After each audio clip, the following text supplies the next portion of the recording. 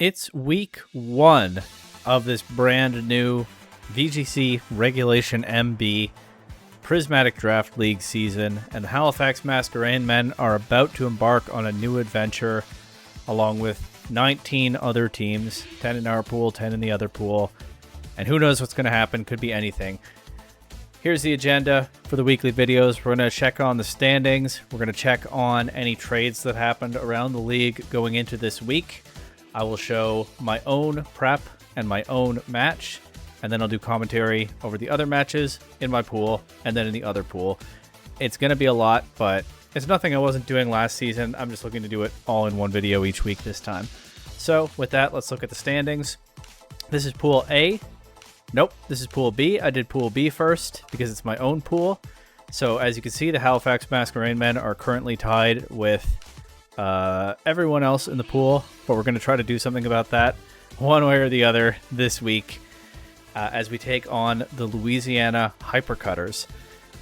As for Pool A, if you're wondering what those standings look like, they look like this. It's pretty similar, and we're going to see a lot of development there as well. There are a few trades going into this week. Like last season, shortly after the draft was finished, there was a grace period where teams could make any roster adjustments that they wanted without those moves counting toward their trade limits. So in theory, you could drop your whole roster and pick a new one back up in the grace period if you wanted. Nobody did that, but that would be allowed within the rules just in that 24-hour window. You could probably tell if you watch the draft recap that I was thinking about making some moves in the grace period. I ended up not choosing to do any.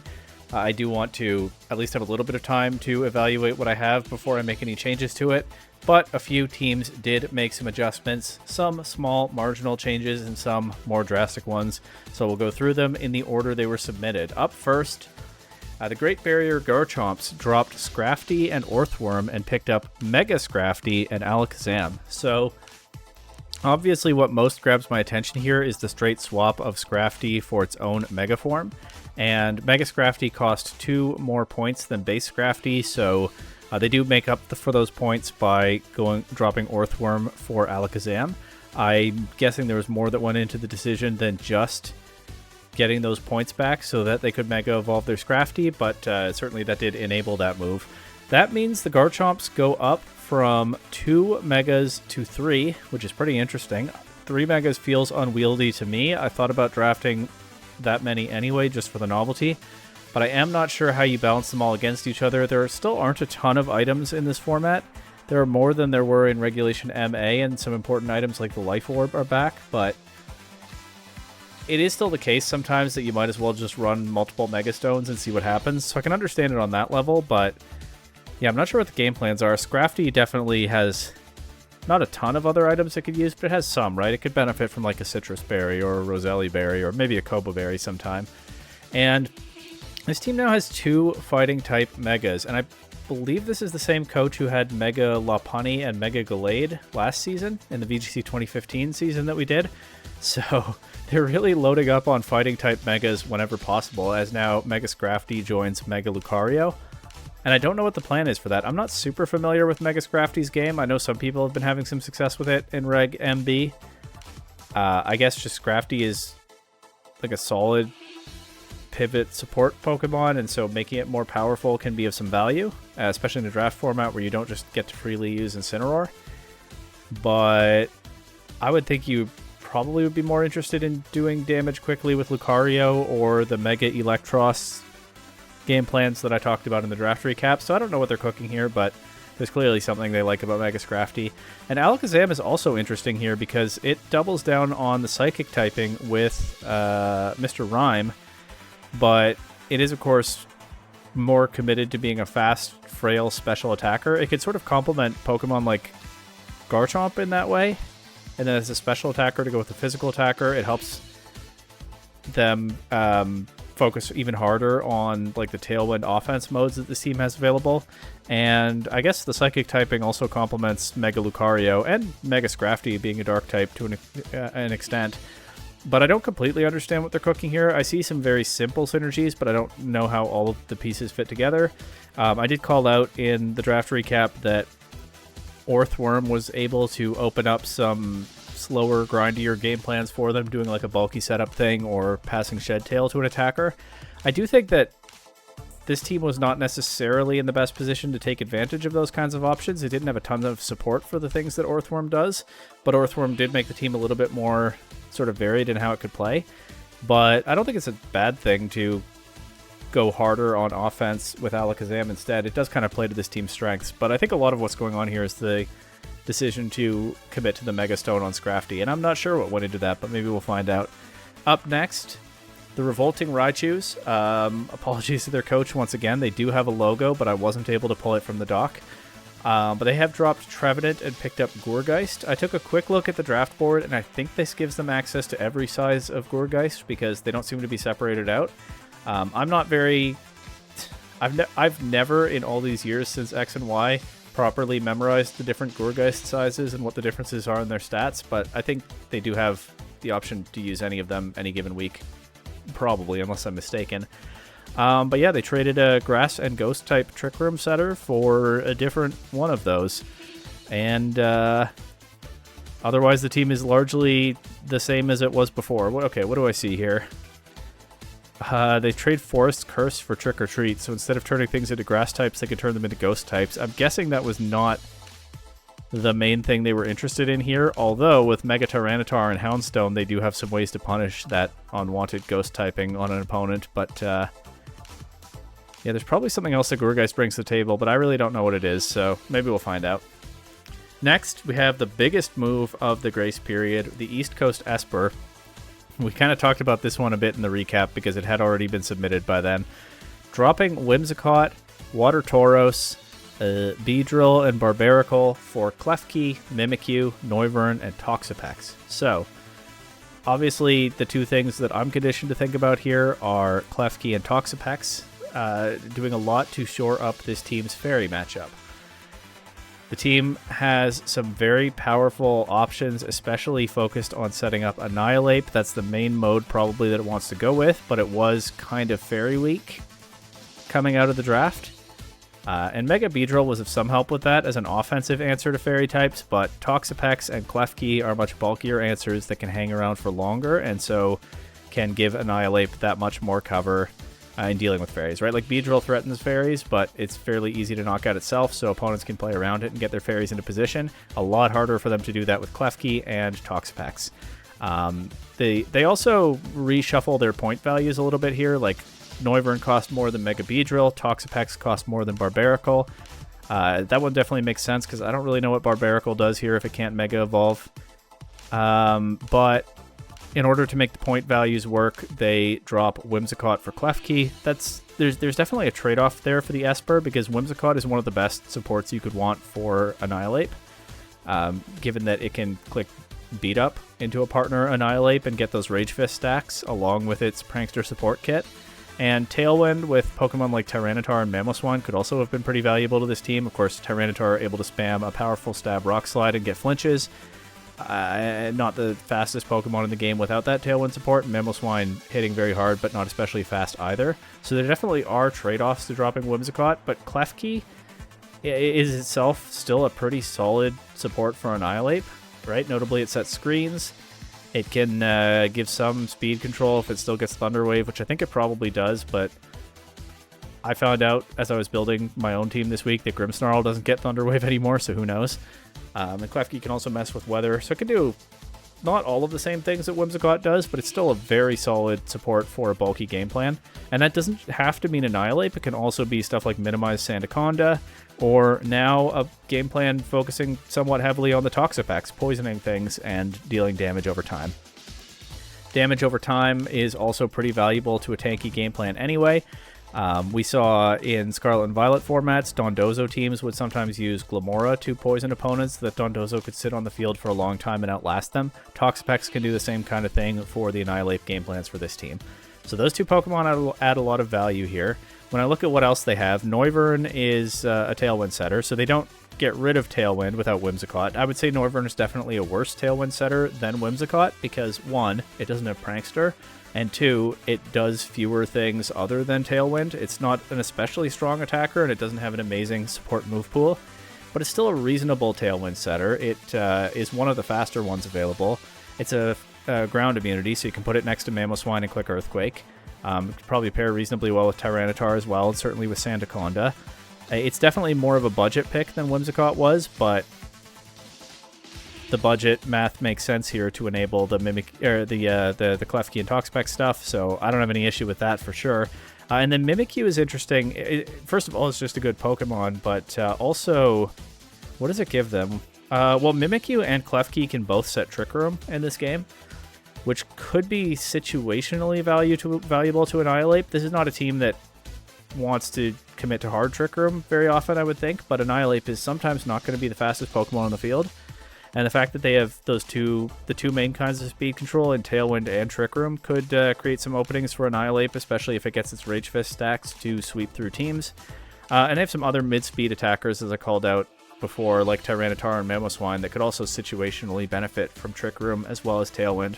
So the Tail Room game plans are not necessarily the most optimal on this team, but they definitely have ways to take advantage of them. Otherwise, Mimikyu gives them what? I mean, the Fairy typing, which Klefki also has, is generally good to have. I'm not sure if there's anything in particular that this team needs a Fairy type for. It does have a couple of fighting weaknesses, but also a lot of other answers to fighting types. But Mimikyu is also just a good Pokemon. I don't know from memory right now how the points math works between Mimikyu and Tauros. There may be a bit of a budget decision in there as well. But I'm not necessarily seeing what Mimikyu brings to the table here that you would rather have compared to Tauros. Maybe it was a budget thing and I don't remember. But it's a good Pokemon, so I'm not going to say that it's bad here or anything like that. And I do think definitely that Klefki and Toxapex make a lot of sense for what this team was building and shore up some of the weaknesses that were already established. And Noivern as a budget Tailwind setter is reasonable to make all of that work. Finally, last move of the grace period. I will say I'm a little bit sad that Mega Beedrill was only drafted in one pool and now has already been dropped, though. You'd love to see that Pokemon do something. Okay, I already showed the last move of the grace period. The Hisuian Houndstones dropped Gliscor and picked up Combat Breed Tauros. At face value, I don't know why they did this. I thought Gliscor looked kind of okay on this team because it's a decent complement to their rock types. Like Rock and Ground generally pair pretty well offensively, and they have Tyranitar and Aerodactyl already. You could even click Earthquake next to Aerodactyl or Hydreigon. So I liked Gliscor in this draft. It's not the strongest Pokemon ever, but I thought it made decent sense. I'm not sure why Combat Breed Tauros was preferable for this coach. I mean, a fighting type complements their Psy-Spam options, which is something. And I'm sure this Tauros form, I'm not sure. The other two Paldea and Tauros forms are probably already on rosters in this pool anyway, but I don't remember for sure. Actually, no, this is not the same pool as the Espurr, so yeah, they probably are. But also, Combat Breed was definitely cheaper, and so could be afforded with the points gotten back from dropping Gliscor. So multiple reasons for it to be Combat Breed and not one of the other two, but it does give them Intimidate, which they don't have otherwise. I mean, the fighting typing, I guess, helps it check like dark types that are threatening to Mega Metagross. Actually, that is something significant. This team has a lot of psychic types. It has 3 of them in only 10 roster spots, and Hatterene is a fairy, but Hatterene also is a little bit on an island on this team, in that it's a Pokemon that is very slow and mostly wants to play in Trick Room, but is on a team without much of a dedicated Trick Room game plan. So you probably can't rely on Hatterene to be your Dark-type answer. So I can see Combat Breed Tauros being meant to shore that weakness up, and then Intimidate is nice to have as well, but I'm not exactly sure. I think with a lot of these, people are still figuring their teams out, and I'm not going to figure their teams out just from a glance without seeing any gameplay, so we're going to have to see some gameplay. And the gameplay starts, once again, with this week's Halifax Masquerainmen match against I was about to say the Hisuian Houndstones because that's the name on my screen right now, but no, as I already said, the opponent is the Louisiana Hypercutters. Yes, that's what the LA stands for, I've asked. The Hypercutters have a roster of Sinistra, Melodic, Hisuian Zoroark, Mega Chimecho, Tinkaton, Staraptor, Mudsdale Infernape, Weirdeer, and Heracross, Mega Heracross. So it largely looks like a hard Trick Room team. And they have two different kinds of Megas here. Mega Heracross can benefit from a teammate setting Trick Room and then is a hard-hitting offensive option. And Mega Chimecho can set Trick Room itself and can be a bulky setup attacker. And they have tons of supports to enable that kind of game plan. Notably, Tinkaton has a fake out that can't even be stopped by priority blocking. Well, by priority blocking abilities because of its Mold Breaker. Staraptor can intimidate things and click Final Gambit if it wants. Hisuian Zoroark can be disguised and flush out opponents' answers to Trick Room and disrupt them. Mudsdale is a very strong Trick Room attacker. Weirdeer is another very good Trick Room setter with its own Intimidate. Sinistra is a good Trick Room setter that also heals a teammate and gets Redirection. They also can use some of those same supports, things like Tinkaton and Sinistra, to enable Melodic in like a bulky setup coil mode if they want. And they have another fake out from Infernape, and they also have Infernape as an option for fast offense, along with Pokemon like Zoroark and Staraptor, if they want to do that. So this team has a few pretty obvious things that it wants to do, but it's a solid way to draft a team in that it's hard to stop all of them. And they definitely have the supports they need, such that I at least found this team very hard to prepare for. Maybe it's my specific matchup here, or maybe it's that it's week 1 and I'm not used to my own team yet, but I found it really hard to build this week, to be honest. And I was on a little bit of a time crunch because the draft recap took me a while to do and I didn't properly start building until after. I sort of forced myself to just get through it and get a team done, but I had to make myself go very quickly from not much idea at all of what I wanted to do here to just putting something together that looked reasonable. So I built my team fairly quickly, but that was after a long stretch of not being able to figure out what I wanted to do, and I found this one a difficult building week. And like I said, I don't know if it's the specific matchup or it's that my opponent's team is really hard to prepare for, but I think it's at least partially the latter. One thing that is kind of odd here, since I call out so much that they can commit to a Trick Room mode, I've kind of built a speed sandwich around their team. Speed sandwich is a term that Draft League players use that really what it means is that it's a good idea in a draft to pick Pokemon with a variety of different speed stats. But when I say I've created a sandwich here, what I mean is that I have both the fastest Pokemon, Mega Gengar, and the slowest Pokemon, Snorlax, in this matchup. I'll tell you now, I'm not bringing Snorlax this week, but I was thinking about it for a while to give me the option of exploiting a Trick Room mode that the opponent might bring, because Snorlax is slower than anything they have, even their slowest Pokemon, Mudsdale. I decided against it because I just wasn't exactly sure that I could get Snorlax going the way I wanted in this matchup, especially against two strong fighting types, and Staraptor, and a couple of powerful steel types. They have a lot of Snorlax answers. But it's not that great for my opponent to try to set Trick Room against me, because Hisuian Goodra is also slower than most of their team. The only thing they have slower than Hisuian Goodra is Mudsdale. They can run like an Iron Ball on something if they want, but for all that I've talked about how difficult this prep was for me, and it was, I don't think it's the easiest for my opponent either, because I think some of their obvious game plans don't work especially well against my team. But I'm just going to have to wait and see what they come up with, because I can't figure it out. But I figured out what I want to bring to try to deal with it, and it looks like this. So, here's the plan. If it is the Trick Room stuff, because as I said, I'm not bringing Snorlax. If it is the Trick Room stuff, I am in danger, especially against Mudsdale. Mudsdale makes a lot of sense to bring against me because it underspeeds everything on my team except Snorlax. Obviously, it's a ground type, so it's a threat into Gengar and Hisuian Goodra. I've built out other answers to ground types in my draft, but I still have to take that seriously. And yeah, they can set up for a sweep if they get Mudsdale positioned right. But again, I also have to be prepared for things like Zoroark and Infernape going quickly and trying to sweep my Pokemon that way. But taking the Trick Room mode seriously, because I think it's the main thing my opponent's team does, I have tried to build out a bunch of ways to deny Trick Room so that I can do that in at least one of the games and then try to overwhelm their team quickly and get the sweep before they can get very much set up. I think the most likely lead for me in Game 1, if I see any kind of Trick Room mode on the opponent's team, is Gengar Vivillon. And you can see I have Taunt on Gengar and I have Sleep Powder on Vivillon. That way, if they lead a Fake Out user with say Weirdeer or something to set Trick Room or Chimecho. Number one, they can't fake out Gengar because it's a ghost type. They have Tinkaton fake out, not stopped by Queenly Majesty. Notice I haven't brought Serena, but they don't have a fake out that can hit ghosts.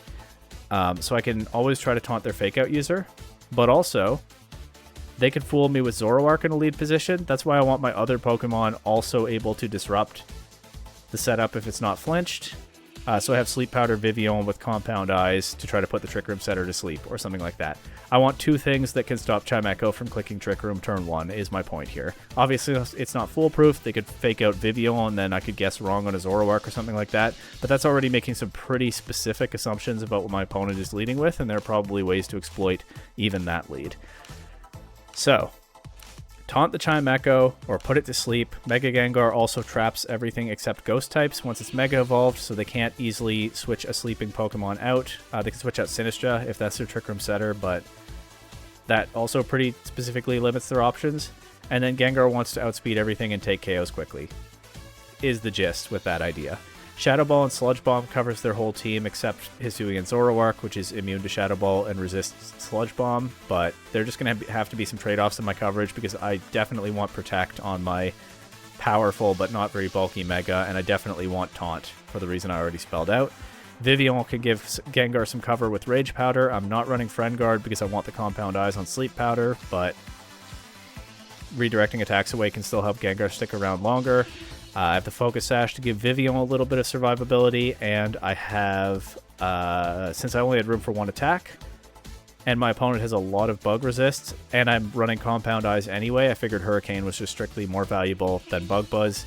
It does less to Mega Chimecho, but Gengar Shadow Ball does a lot to that. In terms of speeds, you know what, in the Spirit, even though it's a closed team sheet league, never mind, I'm not gonna do that joke. Okay.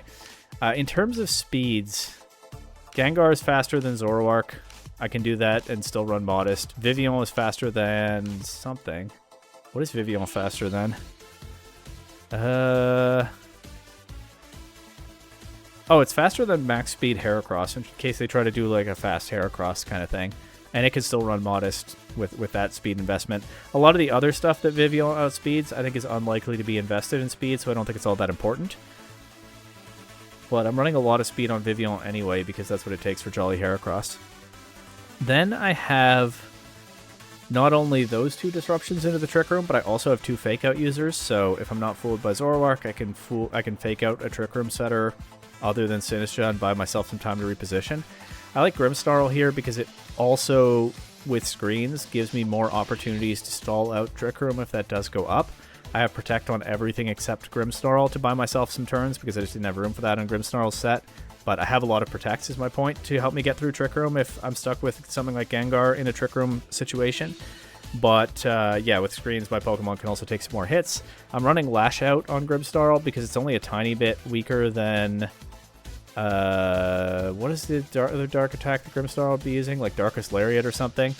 It's only like 5 base power lower, and it's doubled if Grimmsnarl has a stat lowered in the same turn, which I figured was worth gambling on when my opponent has 2 Intimidates on their team. And anyway, this is just the token attack that I have on Grimmsnarl to make sure that it can do some damage. Notably, I chose Dark-type damage instead of Fairy, because it does more to Mega Chimecho. I also have another Trick Room answer in my Hisui and Goodra. Goodra, as I mentioned, is slower than everything on their team except Mudsdale. And to make sure of that, I'm running no speed investment and a speed lowering nature. So if Trick Room does go up, this Goodra is able to blast through almost all of their team. I have to be careful about the Mudsdale. And outside of Trick Room, hopefully it can still take a hit with all the bulk that I have on it and hit back hard. Draco Meteor does a lot of damage to almost everything on their team, with the notable exceptions of Tinkaton, because it's immune, and Mega Chimecho, because it's bulky and resists. But both of those are steel types, so I have Flamethrower for coverage into them. Dragon Pulse for a more consistent option compared to Draco Meteor, but Draco Meteor is obviously the tempting big damage option. And I have the Life Orb, because damage is nice. It's fun to have that item back, but I might think about whether I want a different item so that Goodra can potentially sit behind screens a little bit longer. But I think Goodra is mostly here to just try to come in at the right time and do big damage. So I don't feel super strongly about it being bulky. The main reason I'm running Shell Armor for the ability is that I just don't have any use for its other abilities this week. Sap Sipper doesn't really matter when I'm not using the physical attack stat, and it already double resists grass, and my opponent doesn't have much in terms of grass moves anyway. And Gooey is kind of counterproductive when part of Goodra's role is to underspeed things in my opponent's own Trick Room and knock them out. And so I don't want to make their Pokemon slower. That does leave me a little bit more vulnerable to the Mudsdale between Gengar and Goodra. I have Vivillon already for a ground immunity, but I am also bringing Mega Gyarados. I think Mega Gyarados, if it gets the right setup with Dragon Dance, is another option to sweep through this team quickly. I kind of wanted to run Taunt on Gyarados, but I don't have room for both that and Dragon Dance because I need both stabs to have appropriate coverage to try to sweep my opponent's team. I have Waterfall and Crunch for the stabs, of course. Gyarados, I was thinking about making it plan A, and I believed in it a little bit less than just try to go fast and prevent Trick Room with Gengar. But yeah, Gyarados gives me a change of pace option if I want. And I do have double Fake Out and Redirection to support it, so getting a Dragon Dance, if I decide at Team Preview that I like the idea, is not the worst idea here. And then I was thinking about running Armarouge in the last slot. I was actually thinking, because my Goodra is so strong against my opponent's team in Trick Room, maybe they won't want to set Trick Room against me, but maybe it would be advantageous if I set Trick Room against them. So I was thinking about Armarouge to be my Trick Room setter, but I couldn't quite figure out an Armarouge set that I actually liked here. It felt like a little bit of an awkward fit onto the team that I was working on, and I liked the idea of having that second Fake Out with Pikachu. And then Thunderbolt just hits a lot of my opponent's team hard, with the notable exception of Mudsdale, which is hit very hard by Grass Knot. So this is just an offensive Light Ball Pikachu. I'm running Static because there's not really any particular electric attack that I'm afraid of. The only thing I can think of from this team is like Thunder Punch from Infernape. Come to think of it, maybe they could run like Thunder Wave Tinkaton, but maybe Pikachu scares them off of that anyway because they expect Lightning Rod. So I figure where there's not much that I'm afraid of in terms of electric type moves, I can just, bluff the Lightning Rod maybe, and otherwise just fish for full paras with Static. As I'm talking this through, maybe I'll go back to Armarouge because Goodra under Trick Room was a nice idea. But again, I think my opponent is reasonably likely to run Trick Room, not even because it's especially good against me, but because it's just the main thing their team does. So I think Goodra is still reasonable without that support, and I do like the double Fake Out here. I think that can do a lot to create openings for Gengar to get KOs quickly, or for Gyarados to set up and sweep. So that's the team this week. Main game plan, Gengar, Vivillon lead, or maybe like Gengar, Grimmsnarl if for some reason I'm not feeling Vivillon. Probably stuff like Gyarados and Pikachu in the back to keep the offensive pressure up, deny Trick Room, and sweep. If I don't see a Trick Room mode on my opponent's team, or it doesn't look like they're going to emphasize that, then maybe I have to adjust on the fly. And I do have the Gyarados Dragon Dance mode available to me as well to try to sweep with that against some other kinds of threats. Gyarados notably not especially afraid of Hisuian Zoroark, except in that it has to watch out for Will-O-Wisp. So Gyarados can absolutely mess with Gengar, but Gyarados is harder for it to mess with, especially with that Vivillon support. And then Goodra is a fun emergency button if my opponent is actually doing a good job of getting their Trick Room up, because most of their Trick Room options are not actually very good into Hisui and Goodra. I don't know if this is going to work super well. Like I said, I found this matchup hard to build for, but the more I think about it, the more I think it's probably also hard for my opponent to build this week. So I don't know what's going to happen. We're going to have to go to the games, and we're going to see if the Halifax Masquerainmen can win our season debut. Oh, and Gyarados is trained to outspeed everything, including my own Gengar, after one Dragon Dance. Okay, it's time, and right after I say good luck, have fun, I will be turning timer on.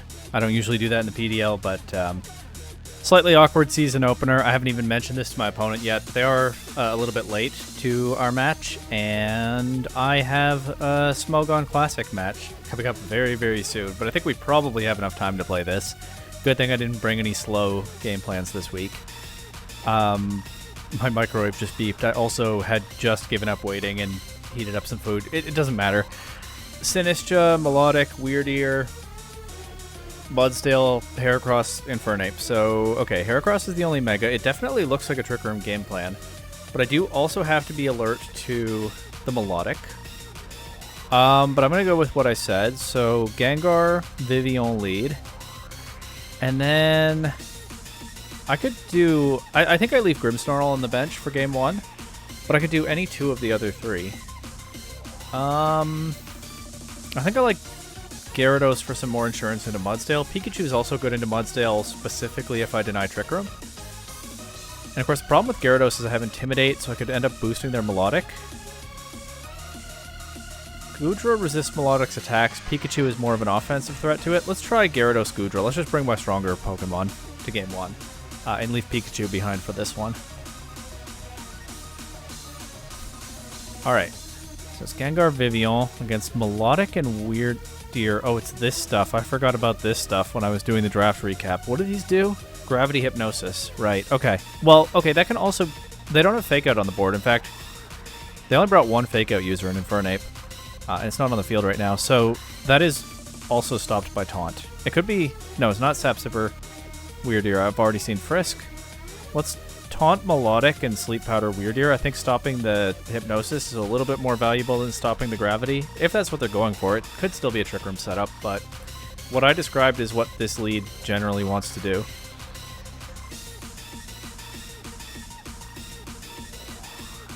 I don't want them to time out, though.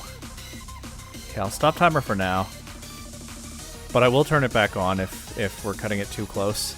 Okay, I get both of the things I wanted there. They actually just Scald Gengar immediately. There's no Gravity Hypnosis turn 1, and they get the burn. Okay. Well. Scald and not Muddy Water, so I can Rage Powder it if I want. I think, for now, that did less than half.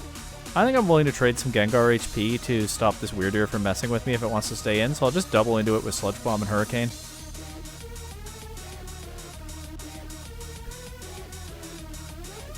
Yeah, I got scared because my opponent was so close to timing out turn 1. I don't want that to happen. But like I said, I reserve the right.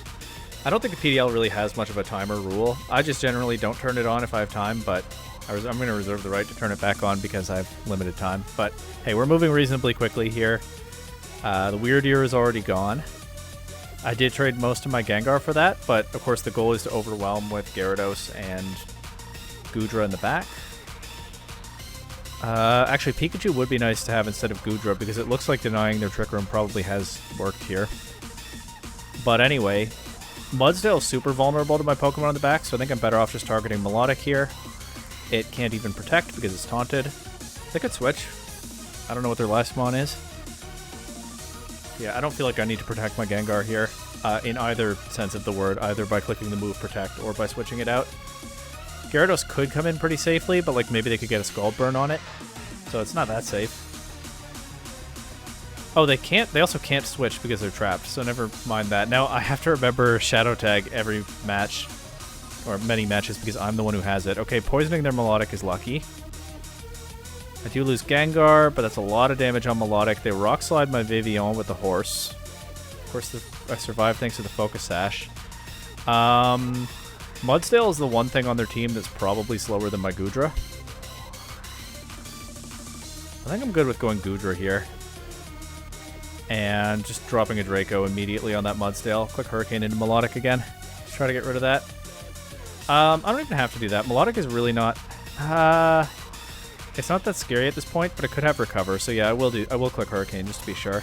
It would be nice to double the Mudsdale, but I don't want to give Melodic a chance to heal and hang around and get a competitive boost from my Gyarados.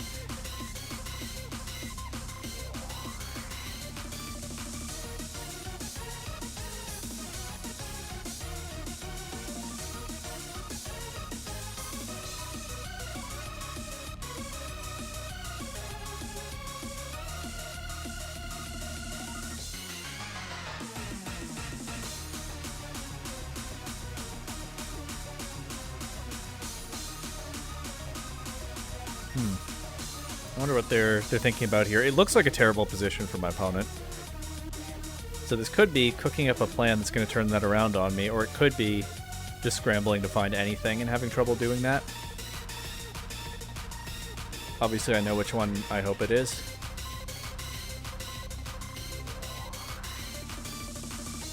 This worked extremely well, though. I could see Sinistra coming to game 2.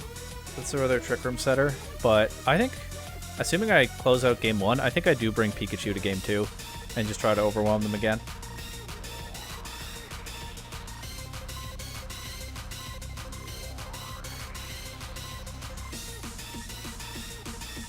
I haven't gotten disconnected or anything, right? I think my opponent's still just taking their time here, which is absolutely fine. Mostly absolutely fine.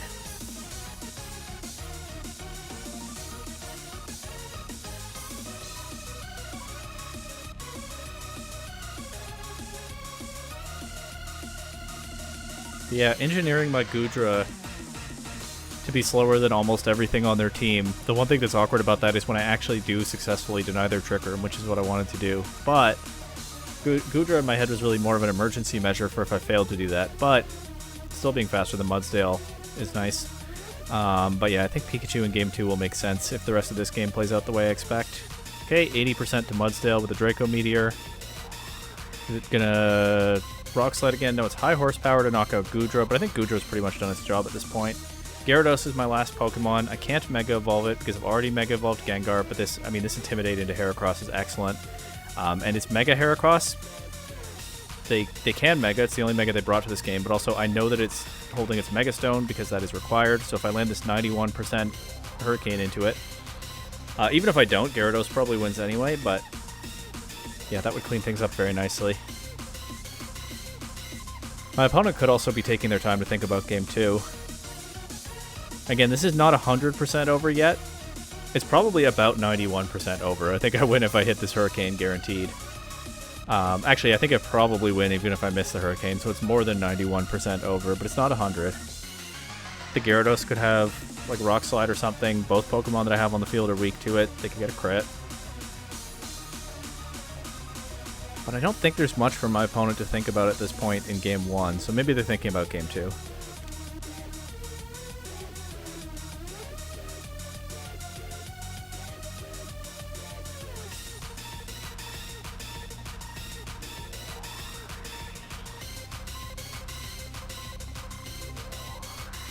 I'm going to give it a couple more minutes before I put timer back on. Never mind, we finally do see a Protect from my opponent, but yeah, the Hurricane does connect.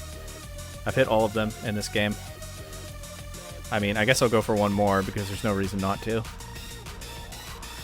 And that's a Vivillon sweep, pretty much. But, alright, game 2, we'll see what tricks my opponent has up their sleeve. But yeah, the Gengar Vivillon lead looked extremely powerful here. Just clicking Taunt and Sleep Powder turn 1. I'm going to run that back. But like I said, I'm going to bring Pikachu instead of Goodra this time. And if I get into a similar position, I don't think I really will get into a similar position, because my opponent should be trying to adjust. Maybe like Infernape will do something in this game, but if I do get into a similar position, of course I can Grass Knot Mudsdale. Actually, one thing that's tricky about this is I could definitely see Pikachu coming to game 2, Sinistra. I could definitely see Sinistra coming to game 2, and Pikachu doesn't have anything to hit Sinistra. I thought about running like Knockoff, but I didn't really have room for it, and also it's mostly a special Pikachu. But of course Sinistra is then weak to the Shadow Ball and Hurricane from my leads, and also Gyarados Crunch, and it can only run a berry to cover for one of those things. It's a bulky Mon though, I can see it doing something. And I can't Sleep Powder it, but I can Taunt it.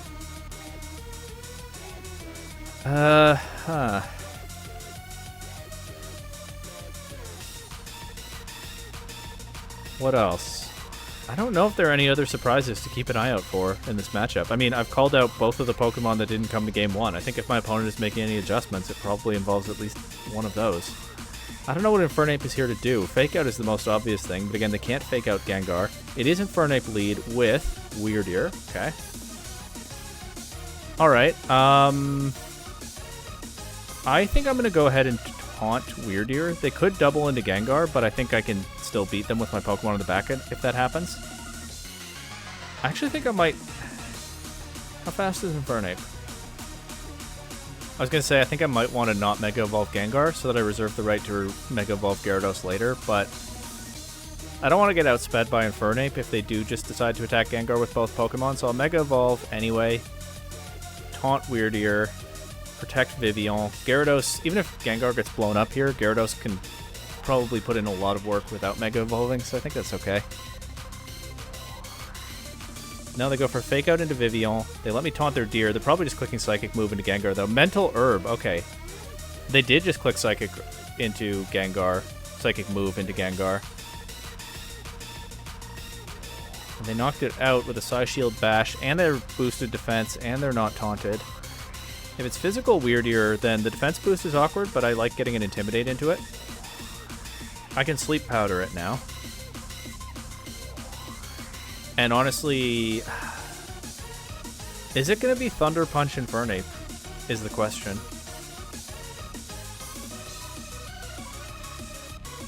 Let's just switch to Pikachu to scout for that and Sleep Powder Weirdier.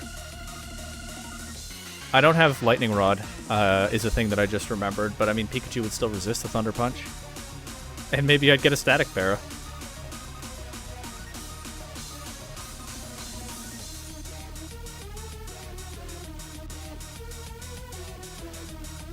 But yeah, we'll just have to see.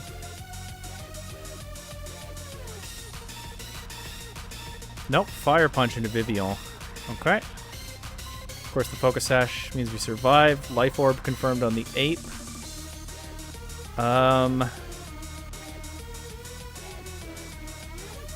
Fernip was faster than Vivillon, which means it's also faster than Pikachu. So given everything I've seen here, it's pretty safe to just Fake Out Infernape and switch back to Gyarados, I think. It does burn a weirder sleep turn. But yeah, I'm trying to set up for Gyarados to put in a lot of work at this point. Losing Gengar turn 1 is a little bit awkward. I figured I'd probably be okay if it happened, but yeah, we'll see if that's actually true. That's some good Fake Out damage. Thank you, Light Ball. Okay, Weirdier stays asleep. Infernape can outspeed Pikachu. It is at -2 attack, but it's not... Pikachu's not exactly bulky, but I'll just try doubling into Weirdier here and see what happens. I don't get stab on the crunch, but it's still super effective. I would like to land this Thunderbolt into Weirdier for sure. They knock off Pikachu. Oh, they remove the Light Ball, so I think that probably means I don't get the boost on this Thunderbolt. That doesn't hit super hard, but the crunch crits. Also, I get a Static Para on Infernape, so pretty lucky all around. That thing's Speed Tier was causing me some real trouble without Gengar anymore. And all of a sudden, now I don't have to worry about it. If they have Sinistcha in the back, though, they could still mess me up with that, and like Mudsdale. Although, Mudsdale is kind of hard-pressed to beat Gyarados. Although it does have Rock Slide, we saw already, so... And I've already used my Mega, so this is definitely not over. But okay, they go Heracross.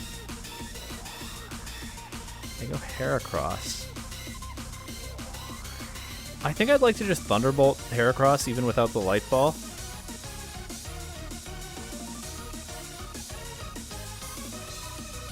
I could just double Gyarados or Heracross, or I could sack Vivillon to get an Intimidate on Heracross, but I think I'd rather take the damage and keep Vivillon in the back for like a Clutch Hurricane or Rage Powder or Sleep Powder.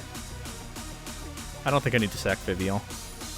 Decent chance I lose my Pikachu this turn. They switch. Okay, Sinistcha is there. Are they going to protect Heracross? No.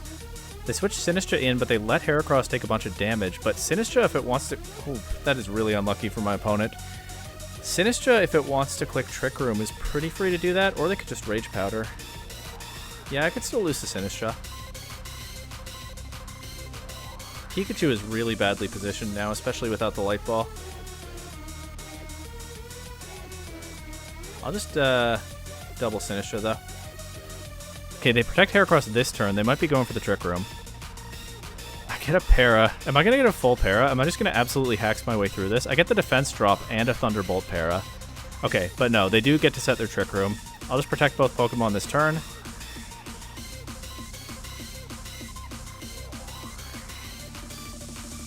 Maybe the way to win this is to sack Vivillon after this turn and try to win with endgame Gyarados. It does look like there's a good chance we're going to a Game 3, and I don't really have time for that, but it might not be avoidable. My microwave keeps beeping at me too, but it's just going to have to wait.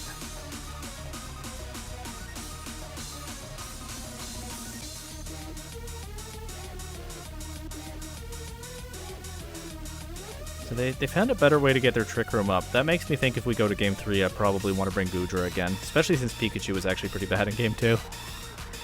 If they brought Melodic, Pikachu would have been solid, but they didn't bring that or Mudstale. Life Dew. Okay, that's going to make it really hard to remove the Heracross. Let's see if I can get a Thunderbolt into that. And yeah, I'm going to sack Vivian to preserve Gyarados. Goodbye, Vivian. Unless they miss their Rock Blast again. Which would be kind of bananas after everything else that's happened this game. The Shadow Ball Pikachu would knock that out. And they land the Rock Blast into Vivian. So all I have now is Gyarados. The defense drop on Sinistcha maybe makes this possible, but... Okay, first I Intimidate Heracross. I'm actually going to go ahead and Crunch this turn, so if they want to switch to get rid of the Intimidate drop. I'm also going to turn Timer on, because I'm almost out of time to do this. If they switch to get rid of the Intimidate drop, I get the attack off this turn, and then I can Protect next turn. I think it's marginally better than fishing for double Protect. Okay, they did do that. They Shadow Ball Gyarados. Big Crunch into Sinistcha. Now I Protect, because I can just Fake Out and attack. I can't even really snipe a KO on Sinistcha here. Static Para and Thunderbolt Para. And those things might have some part in bailing me out here. Maybe, possibly. I could still lose to Heracross for sure. I think there's still a good chance I lose to Heracross. And maybe Infernape has been hiding Thunder Punch this whole time, though at this point I doubt it.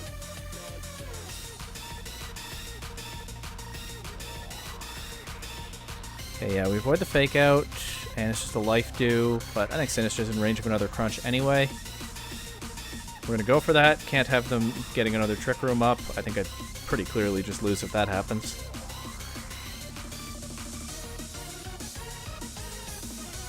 Okay, knock out Sinistcha. Gyarados takes a knock off. It doesn't get the boosted damage, of course, because I'm running my Mega Stone, but it still does quite a bit of the HP I have left. But I could flinch them with this Waterfall, or they could miss another Rock Slide. And that would probably be enough to win the game, unless this Infernape has Mach Punch. That could be its fourth move. I could knock off into Mach Punch, even if I hacked my way through the Heracross. Okay, I don't hack my way through the Heracross. So I lose game 2. We're going to game 3. I think I bring the Goodra to this one. Because the adjustments that worked for them were very unfavorable to my Pikachu, but pretty favorable to my Goodra. I also think the Gengar Vivian lead has probably run its course in front of Infernape. I think I lead Gyarados. Why don't I do like Gyarados, Vivian, Goodra, and do I even want Gengar in the back? I probably do. I think Mega Evolving Gyarados in this game is not the worst idea. But I think I still like Mega Gengar a little bit more. But considering their lead in Game 2 was Infernape Weirdeer, and that worked a lot better for them than their Game 1 plan, I think Gyarados could put out a lot of pressure turn 1, but it depends, of course, in large part on what my opponent does. Also, if they bring the Melodic back, right, then Gyarados might accidentally kind of give them a gift. Well, but I hope that doesn't happen.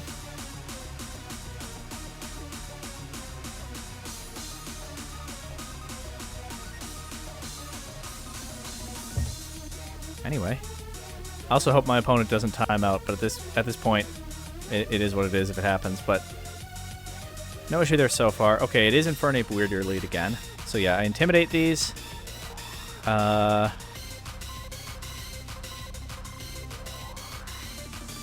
going to try to grab a Dragon Dance and protect Vivian. I think the Fake Out is more likely going into Vivian, but we'll see if that's true. I mean, Sleep Powder puts some pretty immediate pressure on Weirdeer. The risk here is they just click Trick Room turn 1, but they haven't been playing like that so far. But this could be the game where they do it. The awkward thing for them, though, is these two Pokemon are not very valuable at -1 attack under Trick Room, so it's still not the cleanest position for them.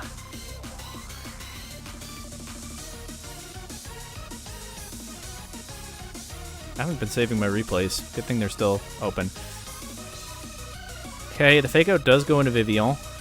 I get my Dragon Dance. Am I going to enjoy having it? Oh, Thunder Wave, and they missed. My opponent's been so unlucky this set. Alright, let's just Crunch Weirdeer. And honestly, I'm down to Hurricane Infernape. Just go for damage. I have Well, okay, I was going to say I've hacked this opponent quite a bit. That is true, but a lot of it was in Game 2, which I lost anyway, so maybe it hasn't mattered that much. I can stop harping on it. We knock out Weird Ear. Vivian is knocked down to the Sash. Knock out Infernape. That's a pretty good turn right there. Heracross and Sinistcha in the back. I think I want to just Mega Evolve my Gyarados. Get that +1 stab crunch into Sinistcha, not be weak to the Rock Blast that's probably coming out, and then I can just beat Heracross with whatever. I think Mega Evolving... I can Hurricane Heracross. But yeah, I think Mega Evolving Gyarados here just wins the game. They protect Heracross.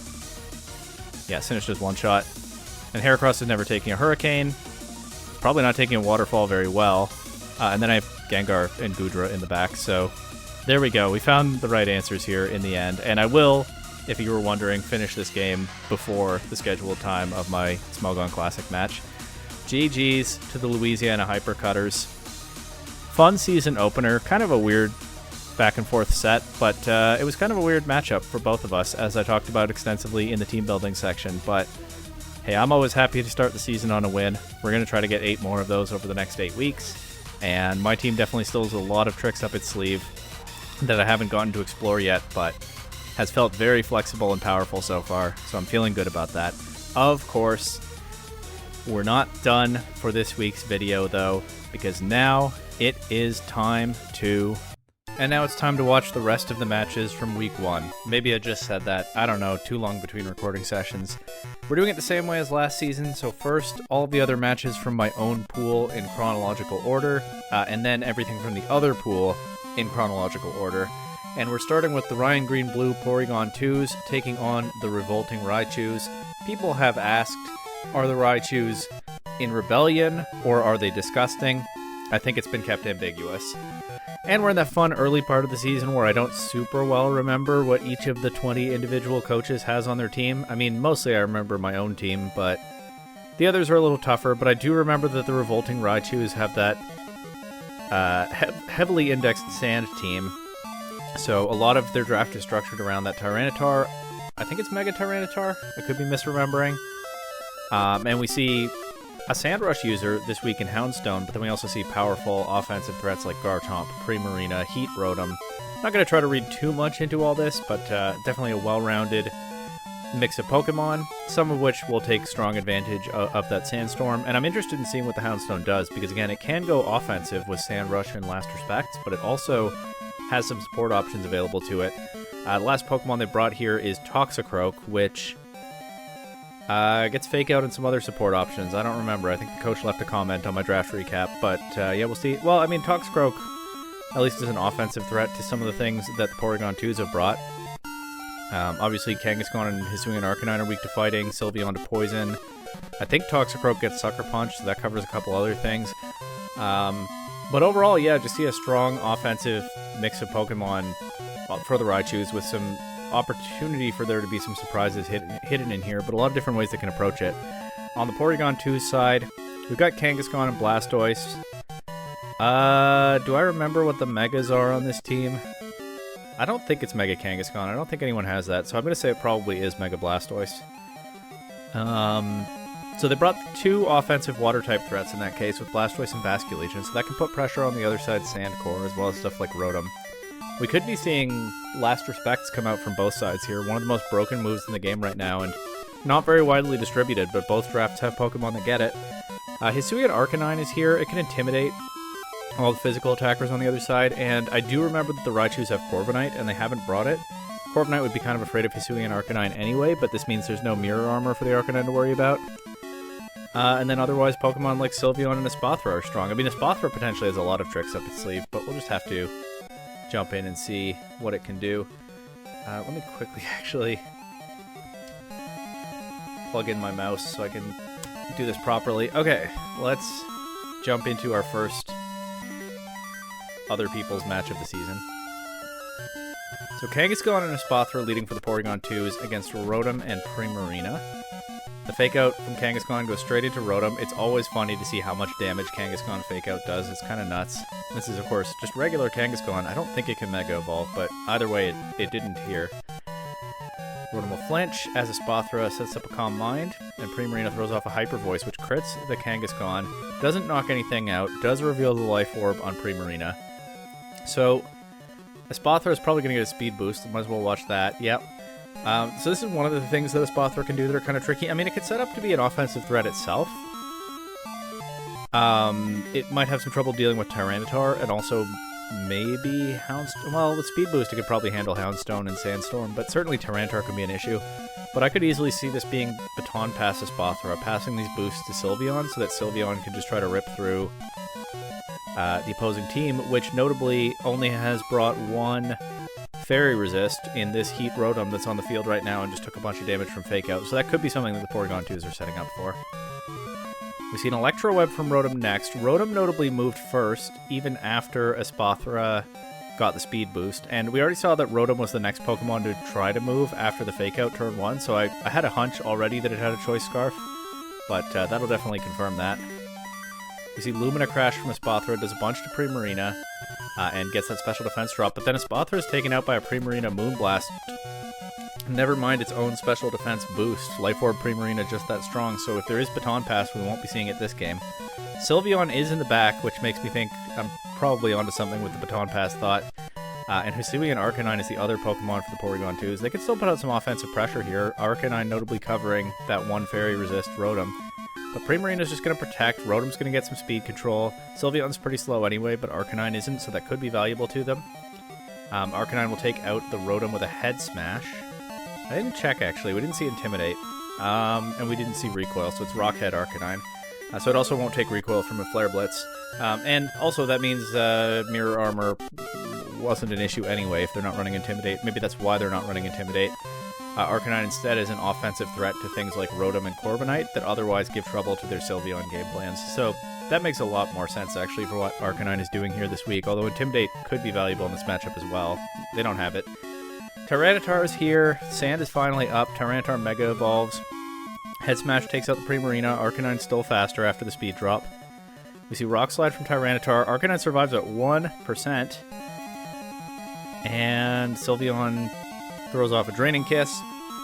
Sylveon is pretty strong with those Fairy-type attacks, but Draining Kiss is not very strong, and Mega Tyranitar is very strong, so it only takes like a quarter from that Fairy-type attack.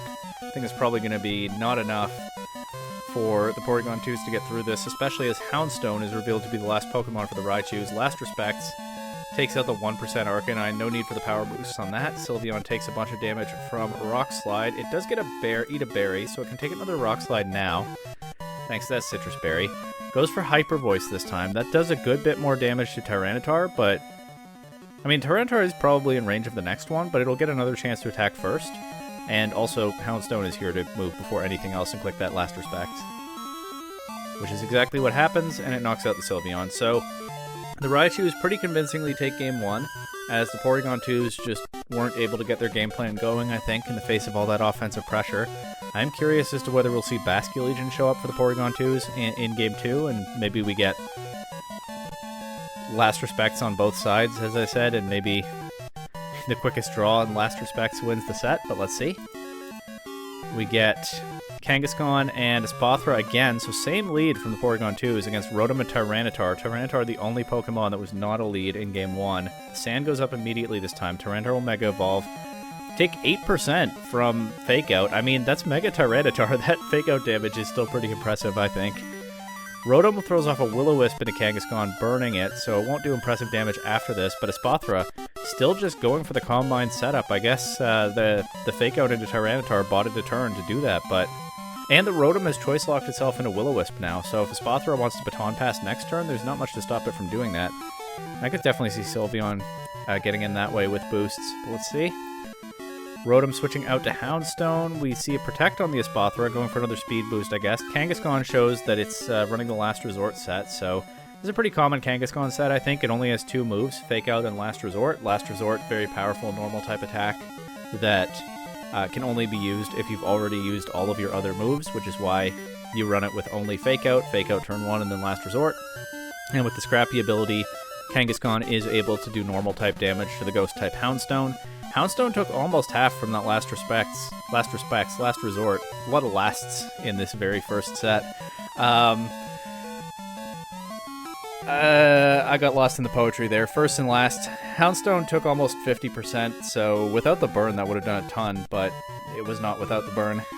Houndstone's doing okay. Tyranitar showing that it can set up 2 with the Dragon Dance, and what do the Porygon 2s have for that?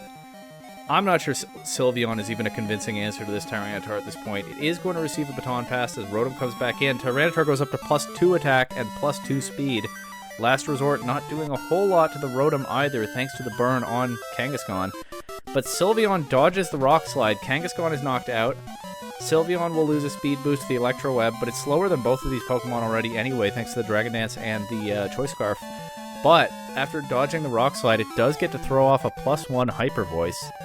That does some real damage to Tyranitar, but it doesn't knock either of these Pokemon out. Rotom is getting chipped down by the sand. Blastoise is here. Blastoise can Mega Evolve, that's true. It also can Fake Out to create an opening for Sylveon if it wants. Or it can just attack. Sylveon taking the Rock Slide. That did 53%. So if even with the Citrus Berry, if the previous Rock Slide had connected, Sylveon would have been in range of this one. Instead, it survives. Get another Electro Web from Rotom, chipping these Pokemon down. Blastoise has taken a lot of damage without doing anything. It's not knocked out yet. Sylveon gets 2 KOs with the Hyper Voice. Blastoise shows Aura Sphere, but it doesn't hit anything. And now Toxicroak is interesting here, because I didn't really think about it at preview, but Toxicroak kind of walls Mega Blastoise, right? Because with Dry Skin, it's immune to water. And then it resists Aura Sphere, it resists Dark Pulse. You could run like Dragon Pulse or Ice Beam for a neutral hit into Toxicroak. There's probably some ground type attack that Blastoise gets, but it might only be like Earthquake, I don't know. Yeah, Toxicroak actually makes a lot of sense in this matchup to shut down Mega Blastoise, but let's see if it will get a chance to do that here. Sylveon notably has no speed boosts after taking 2 Electro Webs. But on the other hand, there's no Sand to get this Houndstone going, so the speed interactions will be interesting here as well. Blastoise switches out to a Espathra as Sylveon protects. You see a Poison Jab into a Espathra, and Last Respect's into Sylveon, but Sylveon avoids that.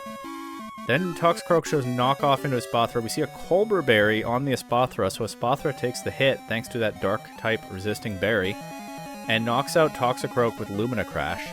So Last Respects will take out Sylveon here, but Blastoise is able to come back in. Now, Blastoise is able to come back in and click Dark Pulse if they have it, or like Water Pulse, but the thing is, well, hold on. I was going to say Houndstone can take any KO it wants, but the speed boost on Espathra, actually, the Espathra is already faster. The Lumina Crash came out first earlier, so Espathra can attack Houndstone. Basically, I don't think Houndstone takes 2 Lumina Crashes. There's no way, right, with a special defense drop. So, if you're the Raichus, Espathra attacks Houndstone. Let's say Houndstone takes 1 hit. If it knocks out Espathra, it probably loses to Blastoise, and if it knocks out Blastoise, it probably loses to Espathra next turn. So I think the Porygon 2s have this, but let's see. Yeah, Houndstone does take a Lumina Crash. It will knock out Blastoise, but unless Houndstone gets Shadow Sneak. I don't know if it does, but they also don't know if they have it if it does. But no, Espathra just takes it out with a Lumina Crash. And so despite what looked like a terrible Rock Slide miss... Nope, not despite. That's not what I mean. Because of what looked like a terrible Rock Slide miss for the Raichus, the Porygon 2s hang on and force a Game 3. We'll see if they have a different game plan this time, where they're going to run back the same kind of thing again. Espathra and Arcanines, but is a different lead from the Raichus. Against Rotom and Tyranitar. I believe that's the same lead from Game 2 for the Raichus, and the Porygon 2s are the one that changed their lead. I realized I said the wrong name there. Tyranitar switches out to Toxicroak. We see Trick on the Rotom this time, giving its Choice Scarf to Espathra, taking away the Colbur Berry, but also preventing any kind of serious Baton Pass setup, unless... No unless, because Espathra would have to click Baton Pass whenever it's on the field, so it couldn't even really cheese a speed boost to pass. So Baton Pass is probably just shut down now, but on the other hand, they have Choice Scarf Lumina Crash to deal with, but Tyranitar is immune to that, so if they play their cards right, Espathra could be pretty useless for the rest of this game. But let's see. Head Smash into Rotom knocks it out. That is the only thing Rotom is doing this game. We'll see if it's worth it for them.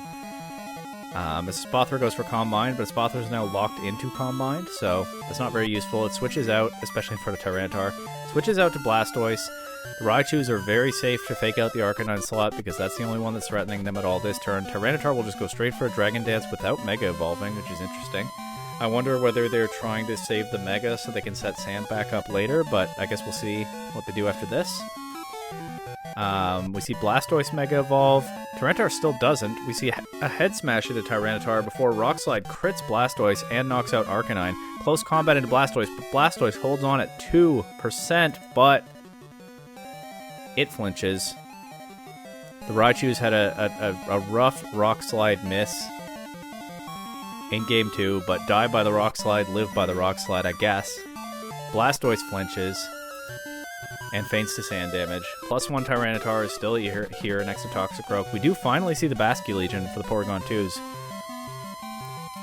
We haven't seen any information on what kind of moveset it's running, and it could make a huge difference because, again, Espurr can lock into Lumina Crash and sweep aside a lot of the Raichu's roster, but if it does that, it can never do damage to Tyranitar, but Tyranitar is pretty low. And we'll see if Tyranitar is threatened by Basculegion. Tyranitar is going to protect this turn. Avoid an Aqua Jet. And Toxicroak before it can probably... I imagine Toxicroak probably wanted to throw a knockoff at Basculegion, but before it can do that, it is taken out by the Choice Scarf Lumina Crash. So can Espurr pull this back? Well, Houndstone's here now in Sand. It shows Ally Switch.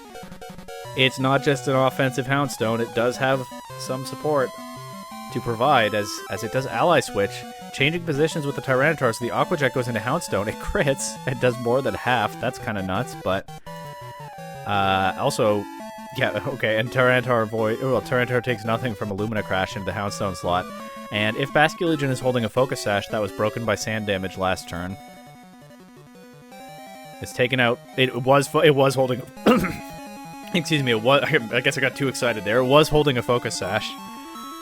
We get that confirmed by the knockoff, but Basculegion is taken out, fails to remove the Tyranitar, and now Espurr can never win this because it can never damage Tyranitar. We do, in fact, see the Mega Evolution to get another round of Sand.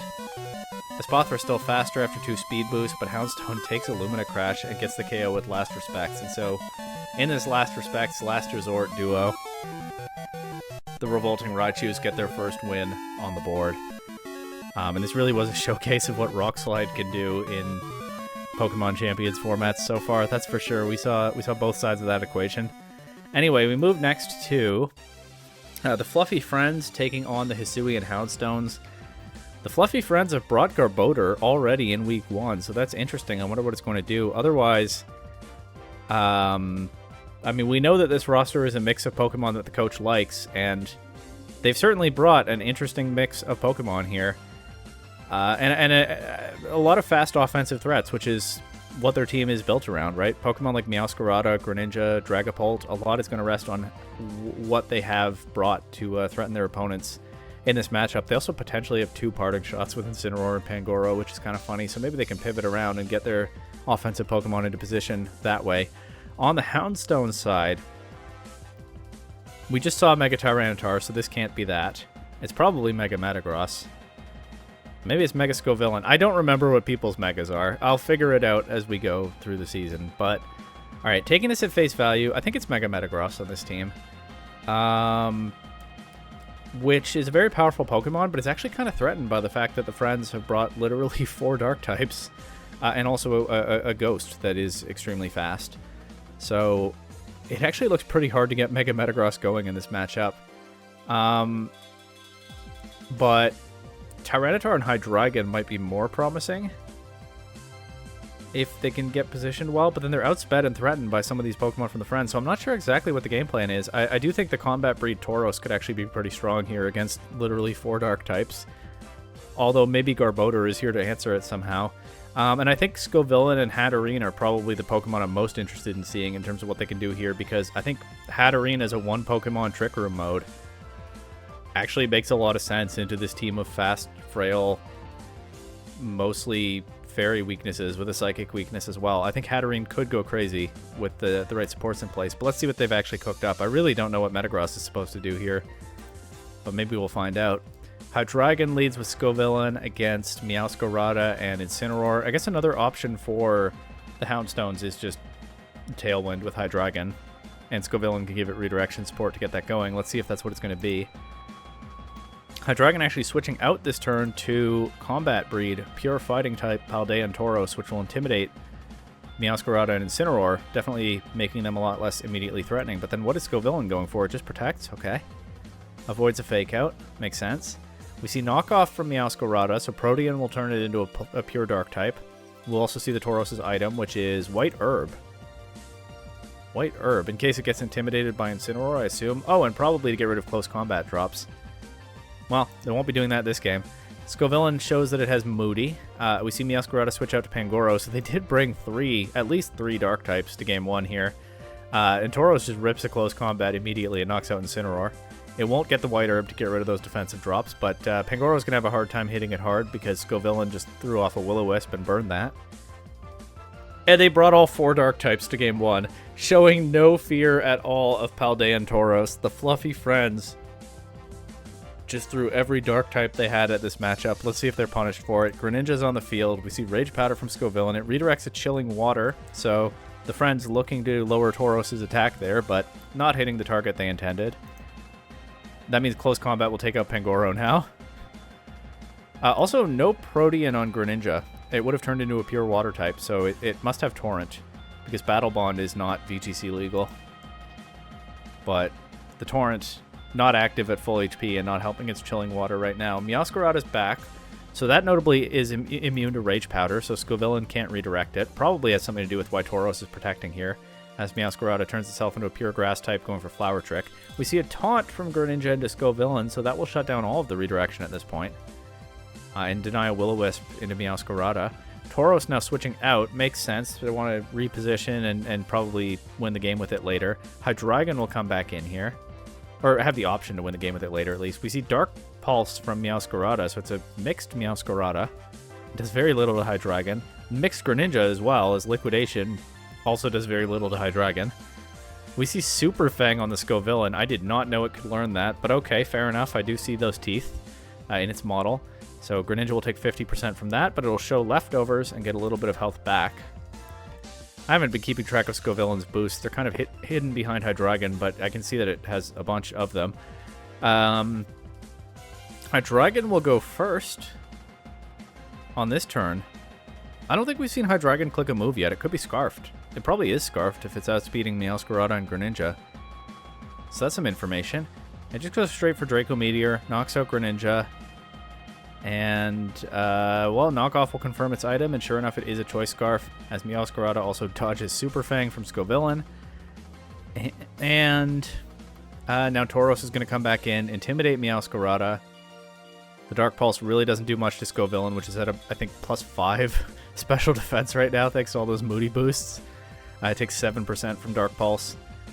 Meowscarada also not a Dark type right now, notably, but it's still probably not going to take a close combat very well after this Super Fang strips away half of its health. Scovillain now goes all the way to +6 special defense. Goes for a Rage Powder, even though that's not going to work here anyway. I guess the Houndstones just didn't have anything better to click there. We know that the Scovillain's only attack is Super Fang. Meowscarada goes for Petal Blizzard, which I'll be honest, I did not know is a spread move. It doesn't do a whole lot. And Tauros takes it out with close combat. So pretty convincing Game 1 win for the Hisuian Houndstones, as that Paldean Tauros looked like an absolute menace. First time I've ever said that about the combat breed, against the literal 4 Dark types that the friends brought. So I'm expecting to see Dragapult, and maybe even also Garbodor in Game 2, but let's find out. Hatterene Scovillain this time, so this is the game plan that I thought we might see. Against Incineroar and Pangoro, so far still all Dark types from the other side. Hatterene protects. Scovillain doesn't, and it takes the Fake Out this turn, so it will get flinched, but Hatterene avoids a Brick Break from Pangoro. The Moody's starting again. Speed Boost is probably not what they want here, as Scovillain goes for Rage Powder, redirects Pangoro Body Slam, gets paralyzed. Not necessarily the worst thing, but they will want to avoid full paras. And, well, Incineroar takes it out with Fire Punch anyway, so that's it for Scovillain. But it gives Hatterene the time that it needs to set Trick Room. Now, Tauros is here. Tauros, I would imagine, outspeeds these. It does get to intimidate them here, except that Pangoro has Scrappy, so it's not scared. It doesn't take an attack drop, but Incineroar does. But otherwise, Tauros is probably not super well positioned. Well, The thing is, Hatterene could probably just take out Pangoro with a fairy attack, maybe depending on its item. And then Tauros should be pretty free to close combat Incineroar, so... And Tauros probably doesn't need to move before its targets to be a giant threat here. We see Dazzling Gleam from Hatterene. It does take out Pangoro and that double weakness. We see Life Orb on the Hatterene. Incineroar goes for Lash Out. It does 30%. Even with the Life Orb damage, Hatterene's looking pretty comfy right now. We see high horsepower from Tauros, so it takes out the Incineroar without dropping its stats. I guess saving the White Herb for later. And now we do see Dragapult and Garbodor in the back, so... The 7th and 8th Pokemon used by the friends in this set are not Dark types. But... I think Hatterene and Tauros probably have the coverage to deal with this. And Dragapult will move after Tauros and Trick Room, but let's see. Just another Dazzling Gleam from Hatterene. Knocks Dragapult down to a Focus Sash. Okay. This could be the start of how they get back into the game. Dragapult taking this hit. Although there's an awful lot of Trick Room turns left. We see Clear Smog from Garbodor, but there are no stat boosts to take away, and it just doesn't do very much damage to this Tauros. Which throws off a high horsepower, which also doesn't KO Garbodor. And Dragapult goes for Phantom Force. Okay, so... Dragapult will be impervious to damage this next turn. It's the Pokemon moving last in Trick Room. Hatterene can just take out Garbodor, probably. I mean, I would think its last move is probably Psychic or something like that. But then can Dragapult get out of the Trick Room turns and pull something off here? We still haven't seen the Houndstones' last Pokemon either. It's definitely an uphill battle. Well, we see it now. It's Tyranitar coming in for Tauros. Hatterene does take the opportunity to knock out Garbodor before dropping to the Phantom Force, but it's hard to imagine... Well, okay, Dragapult actually just feints the sand damage. I didn't even think about that. It's definitely hard to imagine it climbing back into this game. That is a 2-0 win for the Hisuian Houndstones. Interesting debut for the Fluffy Friends. That's a lot of Dark types. We'll see what they do with them in future weeks. Next, we have the Calgary Camerupt taking on the Snowpoint Snorunts. The Snowpoint Snorunts... what do they have here? They might have Psy Spam. They have Meowstic and Gardevoir, so they could do Manual, Psychic Terrain, Expanding Force, but the Camerupt have brought 2 Dark types, so maybe that's not very appealing here.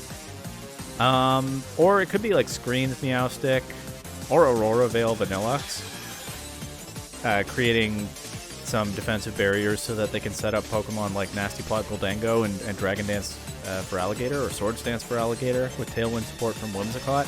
I think those kinds of game plans make a lot of sense for this team in this position, and... I mean, yeah, Goldango is obviously going to be their best answer to the Mega Floette on the other side. For Alligator doesn't seem super well positioned here, because... Crocodile and Overquill could both have Intimidate. Rotom's a threat, although for Alligator Mega Evolves, not as much. Actually, for Alligator, Goldango could be a pretty strong offensive duo here, especially because Goldango might be afraid of Ceruledge, and for Alligator can deal with that. So I think that's what I'm guessing is going on here.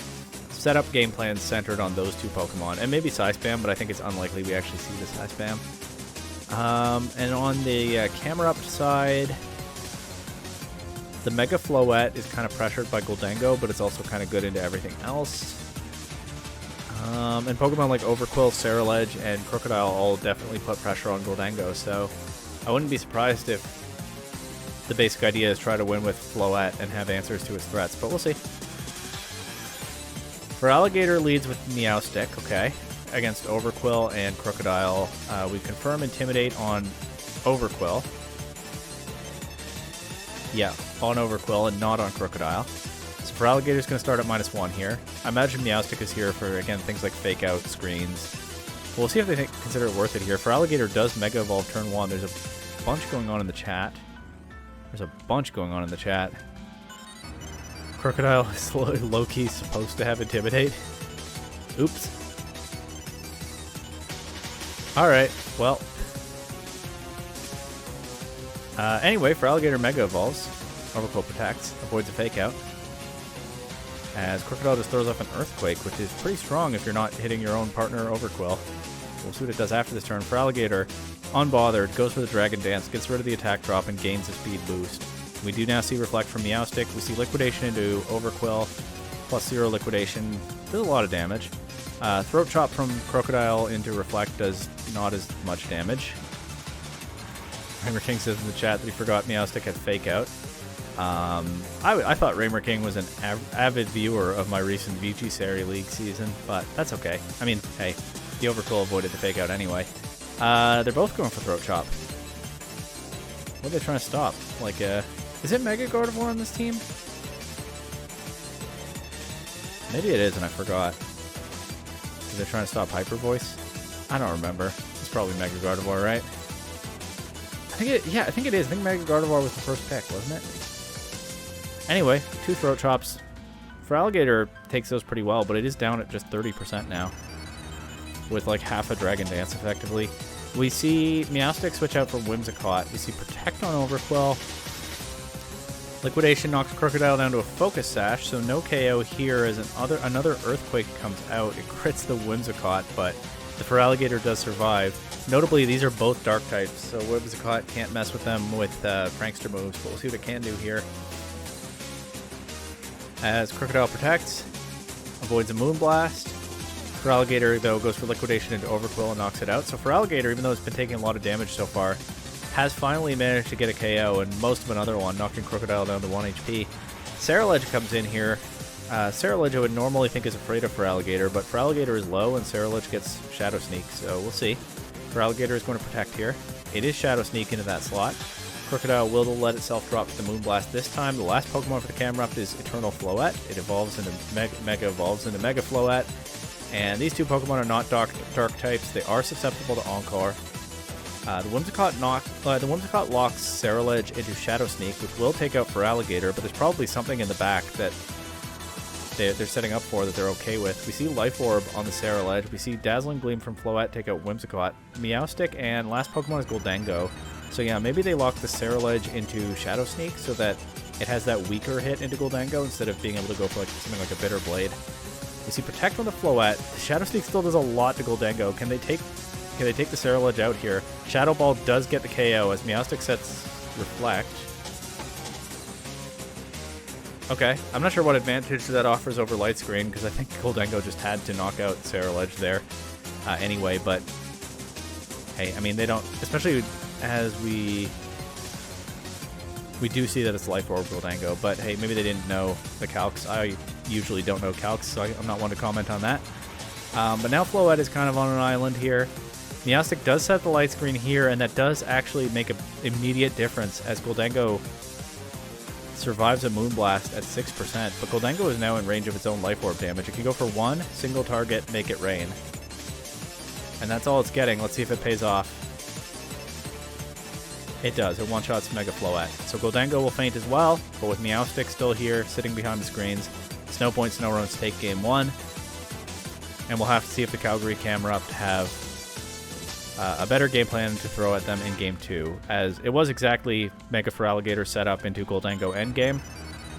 Yeah, I mean, we'll just see what the Camerupt have for that. They were a little bit too slow to do damage to the Feraligatr in game 1, and even though it took Feraligatr some time to get going, it did manage to do that and then set up for the Goldango win.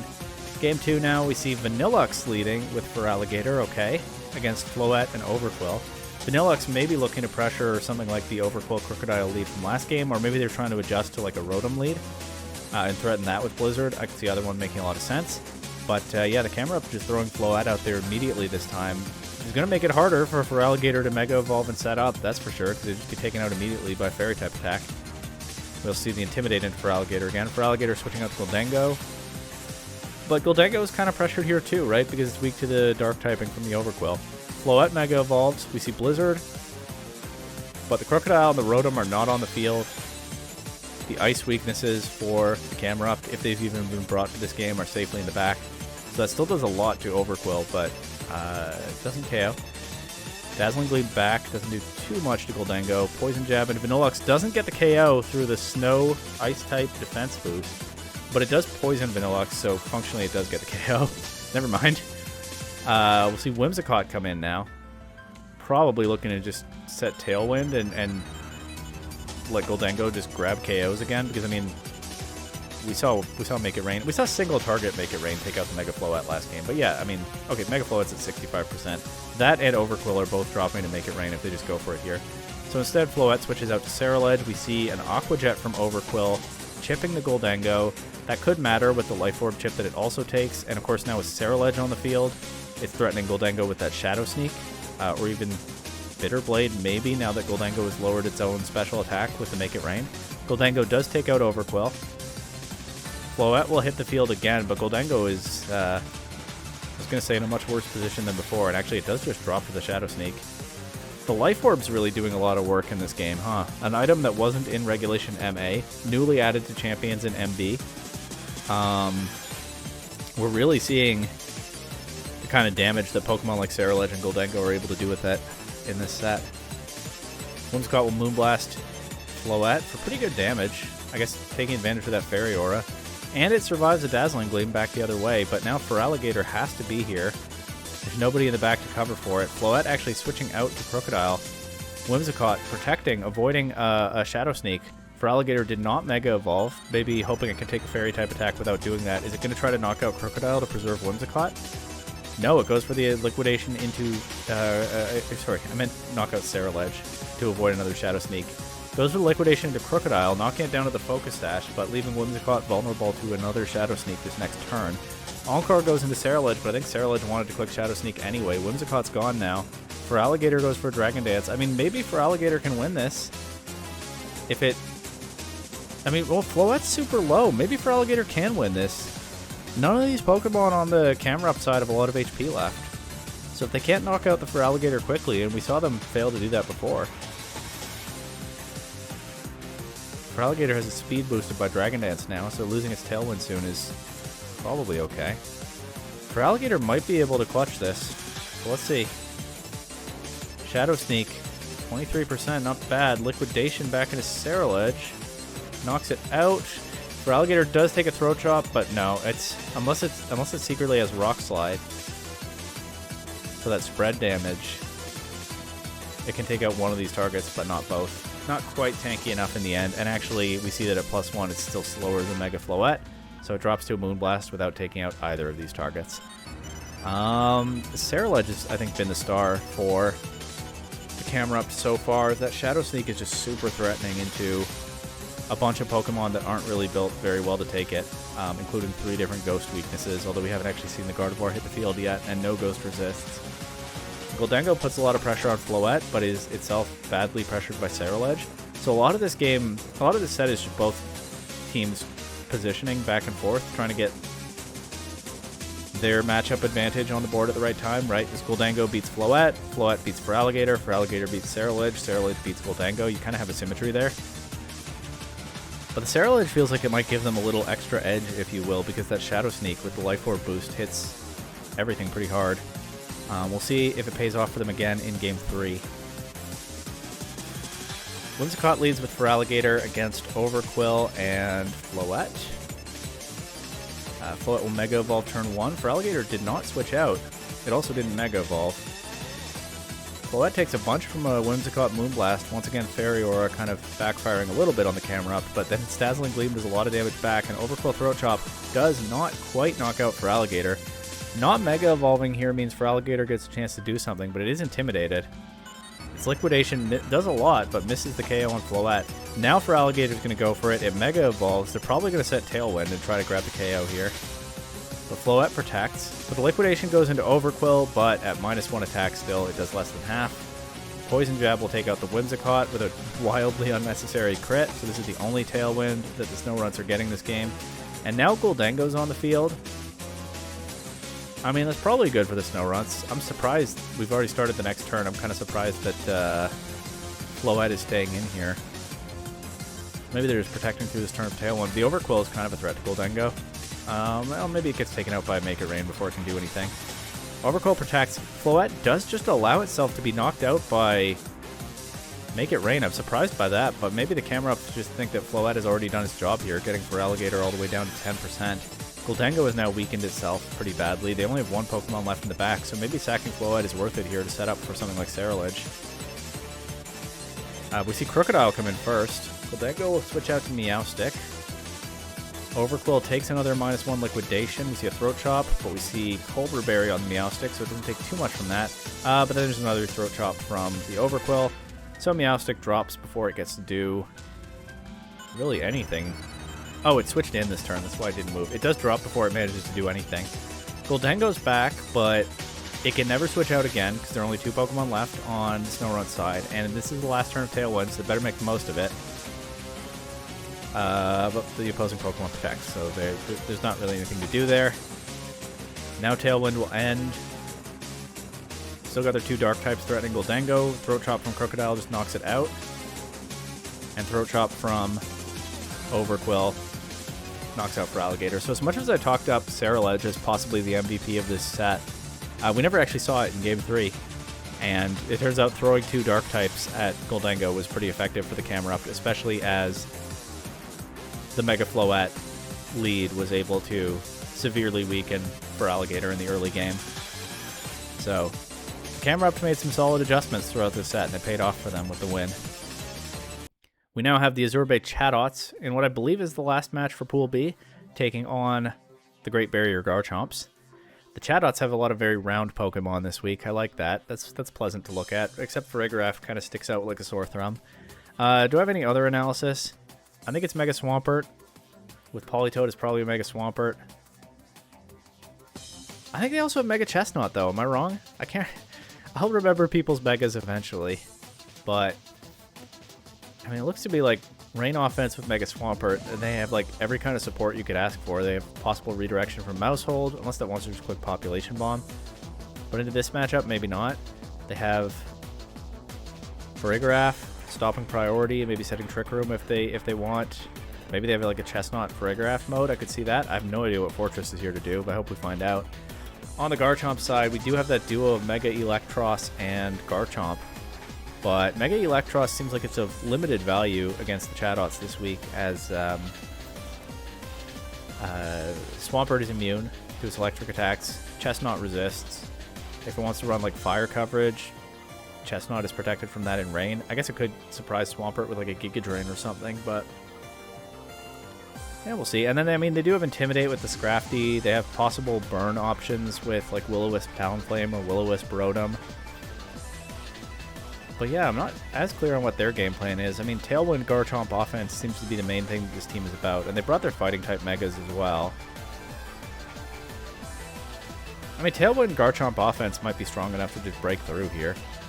It's not like there are amazing Garchomp answers on the other side, but I think the Chatots will have some answers for sure. We'll just have to see what they are.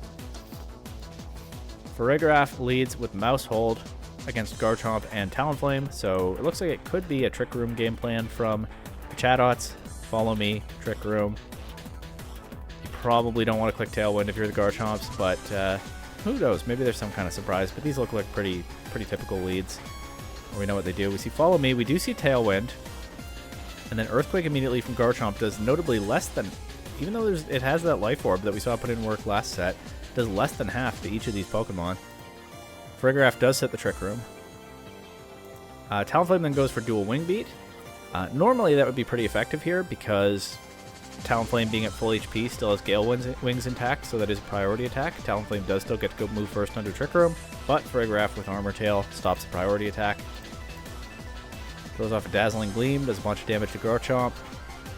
And Mousehold Super Fang does a bunch to Talonflame, but Garchomp will get a chance to move now. It's another Earthquake. Probably doesn't get a KO, though. Yeah, because it did less than half turn one, so nobody knocked out yet. Talonflame now no longer has Gale Wings active, but as the fastest Pokemon on the field, presumably.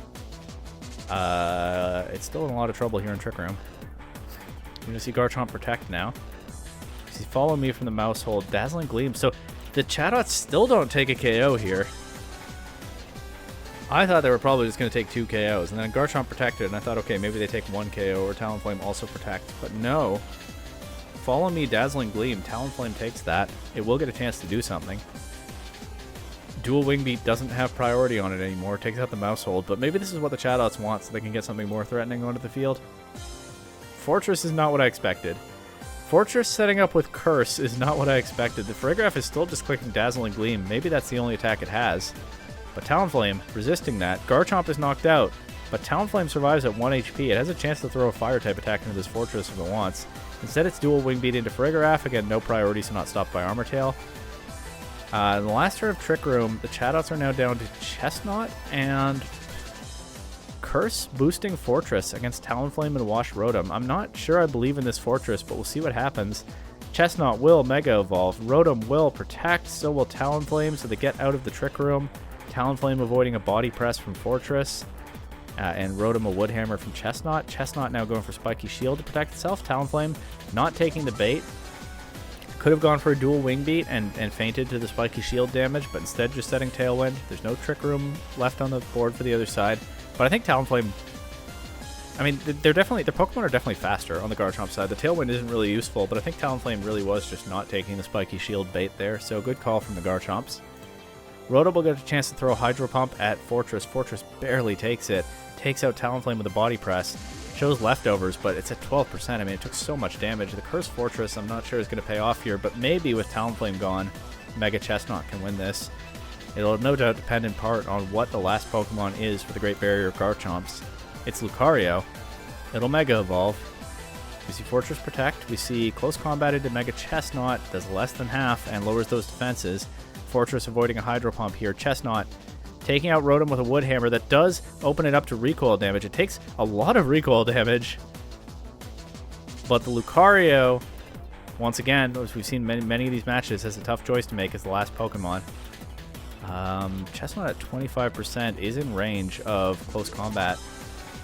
But then Lucario at -2 defense probably gets knocked out by Fortress Body Press. Instead it'll knock out Fortress, but the same outcome, I think. Chestnut Body Press takes it out. So I wasn't much of a believer. I mean, the Cursed Fortress didn't do a lot, but it survived just long enough to put that Lucario in a no-win position. But the Mega Chestnut comes through here. And with Talonflame removed, Talonflame was able to hang around for a while because I think mostly the Chatots kept clicking Fairy and Fighting type attacks, but once that was removed, there wasn't a whole lot to stop those. And we'll see if the Garchomps have something different to throw at them in Game 2. We see Swampert and Farigiraf against Electros and Garchomp. Electros and Garchomp this time. Electros will Mega Evolve and so will Swampert. So different Megas on both sides in Game 2. Swampert protecting, probably scouting for that Giga Drain or something. Earthquake does more to Farigiraf this time. That's the highest roll that we've seen from that Earthquake into Farigiraf. Another roll like that, and they get fewer Dazzling Gleams on the other side. We do see not Giga Drain, but Grass Knot. Same concept. No doubt hits harder, because I'm sure Mega Swampert's very heavy. Into the Protect. But Trick Room goes back up. So Swampert not taking advantage of... Oh, that's interesting. Swampert not taking advantage of Swift Swim here, instead taking advantage of underspeeding these opponents. We see Electros Protect, and we see Farigiraf set Gravity. That means Electros will be affected by Swampert's Earthquake, even though it has Elevate, because it just can't be airborne in Gravity. It will Protect and avoid the Earthquake this time. The Earthquake actually doesn't knock anything out, not even the partner Farigiraf, but then the Earthquake back from Garchomp does take out the Farigiraf. But Swampert in Mega Swampert in Trick Room is looking pretty hard for the Garchomps to deal with right now. And they bring in Chestnut to the other slot. I mean, it could just Spiky Shield, avoid its partner's Earthquake, and I think Electros and Garchomp are in big trouble here. Or we can see if it has Wide Guard or something. They switch Electros out to Rotom, another electric type that's normally immune to ground, but not in Gravity it isn't. Garchomp protects. It's coaching from Chestnut. Chestnut, yeah, physically bulky, resists ground, willing to take its partner's Earthquake in exchange for that Earthquake just obliterating the Rotom. There's still 2 turns of Trick Room and 3 turns of Gravity left. Talonflame is not an Earthquake immunity in Gravity either, but with Farigiraf gone, it does get to click its priority flying moves. This time it's using the Gale Wings to give priority to Feather Dance, and all of a sudden, Swampert goes from +1 attack to -1. That Earthquake is still going to hit Talonflame hard, but let's see how much it does. Well, it crits. Okay. Alright. Well, we don't really get to see the true roll, so to speak, but Electros now and Talonflame will protect through the last turn of Trick Room. Swampert gets coached again, but Swampert is going to be vulnerable. It does have one more turn of Gravity, but I don't think it's taking a Grass Knot first. It's actually just going to protect. Talonflame setting Tailwind. Swampert avoids the Grass Knot. That gives Chestnut an opening to dual Woodhammer into Electros. But Swampert's pretty vulnerable, and Chestnut's pretty vulnerable to Talonflame, so maybe the Garchomps are turning this one around. see Spiky Shield from Chestnut. Dual Wing Beat. This time they do take the bait, but in their position, I would too. And that changes things quite a bit, as, you know what? The Talonflame's going to feint to that damage. Like I said, I think I would have made the same play, but they are going to lose their Talonflame to that. And Electros will get a chance to take out Swampert here, but there's still another Pokemon in the back for the Chatots, and because it's Grass Knot and not Giga Drain, Electros doesn't get any HP back. It's probably going to be in that no-win last Pokemon position again. Goodbye Talonflame. Goodbye Swampert. The last Pokemon is a Fortress. We see Elevate boosting special attack, which is what I expected with what we've seen in this set. It is Fortress. Electros shows Discharge. Oh, okay. Electros had +1 spread damage to throw off with that Discharge. Wait, what is going on? Electros had +1 spread damage to throw off with that Discharge, so that could have worked out for them. A better roll, a crit, para full para. There were outs there.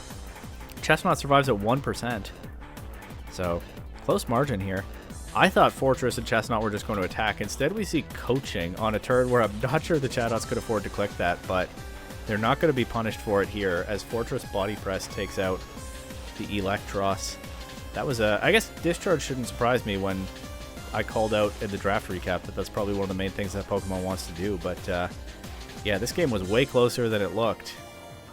But the Chatots still able to pull through. And Fortress getting that final KO. Very impressive from a Pokemon that I really didn't have high expectations for. And I know now we're going to jump to Pool B. Nope, this is Pool B. We're going to jump now to Pool A. It's conveniently marked for me in my browser because, well, we're going to see how this next tab looks in this OBS scene. I might have to change the scene. This one's on YouTube. I'm going to have to change the scene. Hang on. Actually, I think theater mode will work. Anyway, this one was played on Champions, which is allowed. This is normally a showdown league where people can play on Champions if they want. Maybe I will at some point if an opponent wants to. So this is going to be a different approach to doing this commentary. I've never done it like this before. I think I can skip ahead to team preview at least, right? So we've got, I should introduce the teams. We've got Pendragon United and the Ontario Oguris. So for Pendragon United, I see, well, Mega Mawile. Conveniently enough, I know where their Mega is. Mega Mawile, Farigiraf, Politoed, Clawitzer, Emboar, and Pikachu. So it looks like Trick Room, Rain. Set Trick Room with Farigiraf. Knock things out with Mawile and Clawitzer, and like maybe Emboar. Pikachu Fake Out support can help get the Trick Room up. That's probably the main thing it's here to do. On the Oguris side, we know that their team is built heavily around setting up Mega Floette. And so they have Fake Out with Incineroar, they have Redirection with Mousehold, they have possibly Screens or something with Serperior, more Redirection with Volcarona, and then Melodic could take advantage of those supports as well to be just tanky and hard to deal with, especially if it has like a Coil Hypnosis set, which actually I could see putting in a lot of work against what Pendragon United have brought here, right? Because Melodic can boost its defense with Coil, it resists water, resists fire. It is threatened by Pikachu, so that's another thing that Pikachu brings to the table here. But otherwise, this is going to be kind of awkward. I didn't set up my second monitor for this. I should do that next time. But yeah, I think I think it's going to be hard for Pendragon United to deal with a Melodic game plan, or maybe even a well-supported Floette game plan. But let's just see what they come up with. I think I will skip ahead. So, Pendragon United, we know are bringing Farigiraf, Politoed, Mawile, Pikachu. Interesting. That's not really a combination I expected. I guess another wrinkle here that I hadn't thought about is Politoed could be running Perish Song, and that could mess with the setup mode for the Oguris. Even if it doesn't directly take KOs, it can force them to give up boosts. But yeah, I'm surprised by the Politoed Farigiraf lead. I wonder what they're cooking with that. I could see Pikachu being here to threaten Melodic, and maybe it can even disrupt Floette with stuff like Nuzzle. Or does Pikachu get Eerie Impulse? I have it in Pool B. I should probably know the answer to that. Anyway. This is going to be way slower paced than the replays I'm used to commentating over. We'll see how I like that. Floette and Volcarona for the Oguris, Politoed and Farigiraf for Pendragon United. We see the rain go up. We get a nice look at Farigiraf's moves there. It is going for Trick Room and Politoed. Why is Protect in the second slot, Sari? That always feels so chaotic to me when people do that. But hey, if it works for you, it works for you. Politoed just going straight for Muddy Water, perhaps? Looks like it. Locked it in. Volcarona switches out. And we see Melodic come in right now. Okay. That'll take a Muddy Water relatively well. It'd be funny if it takes the accuracy drop, but then also gets a competitive boost from it. Floette is going to go ahead and Mega Evolve turn 1. So as much as I've talked about there being a lot of supports for these two Pokemon, right now the two of them are just on the field without their supports. Floette going straight for that Calm Mind. And... dodging? Nope, Melodic dodges the Muddy Water. Muddy Water will go into Floette. Not a whole lot of damage. And we know that Farigiraf is setting Trick Room. Alright. So what has been accomplished here? I feel like not a whole lot other than Floette getting a boost, which is a pretty big deal for it. And Dragon United thinking about a switch here. And they are committing the switch to Mawile in the Politoed slot to threaten Floette under Trick Room. Makes sense. Will Mawile get in safely? What if Melodic throws a rain-boosted water attack at it? Well, Farigiraf is setting Light Screen, so that helps to cover for that. We actually just see Coil right away from the Melodic, so the Oguris is just aggressively going for their setup. We see Coil and Calm Mind this turn, but now Mawile is on the field safely at 100% in Trick Room. That's a lot more threatening, I would think, to Floette than it is to Melodic, but I did not see what Farigiraf just went for, so it's going to be a surprise to me, too. Are they thinking about switching again? Or maybe just taking their time thinking through their options? Oh, it was Psyshock. Okay, so that'll bypass the special defense boosts. Looks like they changed their mind and gone for Hyper Voice. And now Melodic will Mawile will Mega Evolve and click Play Rough into Melodic. Melodic is at +1 defense. Pendragon United perhaps realizing that that's the Pokemon threatening them more in this position. They need to try to get rid of it before it gets too boosted, or just expecting the Floette to protect here, which it does. Yeah, covering for that makes a lot of sense too. We see the Play Rough miss into Melodic. That is unfortunate for Pendragon United. I suspect this Hyper Voice is not going to do a ton of damage. Nope. But the Hypnosis misses. After a Coil boost. That's some good luck for Pendragon United there, but they probably would have liked to land their own attack. Alright. And the Trick Room turns are taking down as well. I can see at the top there, 2 of them left. I should turn that setting on my Switch. Anyway. What's it going to be here? I'm still not confident that they have enough offensive pressure to really threaten this wildly aggressive dual setup from the Oguris. But let's see. Oh, well, the Oguris going a little less aggressive now, switching out the Floette for Incineroar. Okay, getting an Intimidate into Mawile. I mean, that makes Melodic even less threatened. Play Rough goes into Incineroar. Does a lot. Mega Mawile is so strong. But even with the Hyper Voice following up, there's no KO here. The Hypnosis does connect into Mawile this time. So I don't know how many more chances it's going to get to show how strong it is. It really doesn't feel like Pendragon United have a good answer to this Melodic, but we know that they have Pikachu in the back with the Light Ball. They probably want to bring that in outside of Trick Room. This is the last turn of Trick Room. So it's definitely not over yet.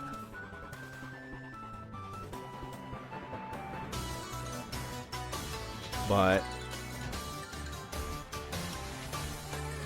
let's see what's coming. Okay, Protect from Incineroar. Makes sense, I guess, to get out of field effects like Trick Room and Rain. When I think of it, I guess the Rain will be ending too. Or was it Damp Rock Politoed? I don't remember. The Hyper Voice still, I mean, it's doing some damage over time, but it's still not amazing damage. On the other hand, Scald from Melodic doesn't do a whole lot to Farigiraf either. And yeah, the Rain does end here. Trick Room will end as well. Melodic sitting pretty comfortably on the field, but there is still the, we know, the Oguris don't know, there is still the Pikachu in the back. But they're actually just going straight for another Trick Room, so we're probably still not about to see Pikachu right now. Although they're thinking about some kind of switch. But it looks like it's Politoed if they commit this. Which they do. So Politoed and Trick Room. Still just trying to grind through it, I guess. I mean, the Incineroar is taking a lot of damage. So that's a kind of progress. Politoed comes in on the rain-boosted Scald. Takes a fair bit of damage, almost a quarter. Oh, okay, it's a crit. And a burn? No burn. Flare Blitz into Politoed. Also could burn. Doesn't look like it will. Farigiraf will set the Trick Room right back up here. So, kind of slow on both sides here, but the Incineroar is very low. The Mawile is asleep. They are making progress. It's still a matter of who's going to break through. Light screen wears off here. I guess that was nerfing the Scald damage. Politoed just going to go for a Weather Ball to take out Incineroar, or even maybe catch Floette or something coming back in.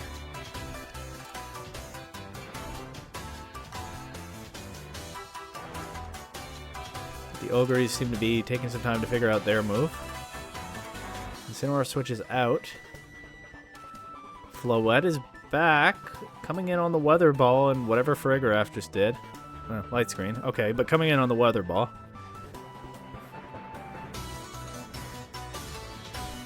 Let's see what this does. Ooh, not very much, actually. But, I mean, does Floette have recovery? I mean, it could have Draining Kiss, but I don't think we know yet, unless I'm forgetting. Another Scald there into Farigiraf. So Farigiraf's taking damage too. It's really just the Melodic that can sit on the field as long as it wants, unless a clearer threat to it appears. But again, there is a clearer threat to it in the back that just hasn't appeared yet. And Pendragon United seem to be in no hurry to bring that out, so maybe they are just trying to remove all the other Pokemon around Melodic and then win the game with Pikachu. That makes a lot of sense. And whether they can pull that off will probably decide the game. There's the Psyshock now into Floette. Floette is not boosted, but I believe it is still weaker on the physical defense side compared to special defense. And also that's the single target attack that Farigiraf has. And they take out the Floette with the double up, Psyshock and Weather Ball. So the Floette got a couple of aggressive combines in the early game and then switched out and then switched back in and fainted. It never really accomplished much in this game. So all the more reason that the Oguris are kind of leaning on Melodic to win this one. But I definitely think I see the vision for Pendragon United here. Trying to take out the other Pokemon and set up for Pikachu to win this. And I don't know if the Oguris will see it coming. Obviously they could see Pikachu at preview, but are they expecting it to be in the back? Maybe the longer you go without seeing it, the more it crosses your mind, but I don't know. Volcarona's back on the field. Pretty vulnerable in this rain, but so would be Incineroar, especially unable to fake out with Farigiraf on the other side. And the Oguris, much as I've talked about the Melodic being able to sit on the field for a long time, they haven't done a whole lot back. The Mawile is asleep. I don't know if Mawile is ever going to be very helpful to the other side in this game, but if they keep attacking Farigiraf and they don't actually get especially close to getting rid of it, they buy some time here with Volcarona protecting. So the Hyper Voice will do some damage to Melodic, but Melodic is gradually recovering things off. The Volcarona does avoid a Weather Ball here. The Oguris do still have that Hypnosis button. Politoed taking a nap is pretty good for them here because that Weather Ball is super strong as long as Rain is still on the field. Although I think this is also the last turn of Rain. But there's still the Mawile to switch in for Politoed so they can bring Politoed back in and reset the Rain. But if Politoed is asleep, it's still harder for it to take advantage of that. What can Volcarona do? It just protected. Do they sack Incineroar to get Volcarona back on the field without Trick Room? Nope, they leave Volcarona in. Takes a Psyshock. Politoed's asleep, so that's all it has to take this turn. Scald damage is slowly adding up on Farigiraf, but it is pretty slow. They still haven't gotten a burn also, which is kind of unlucky for the Oguris at this point. You see Politoed take a Giga Drain reasonably well.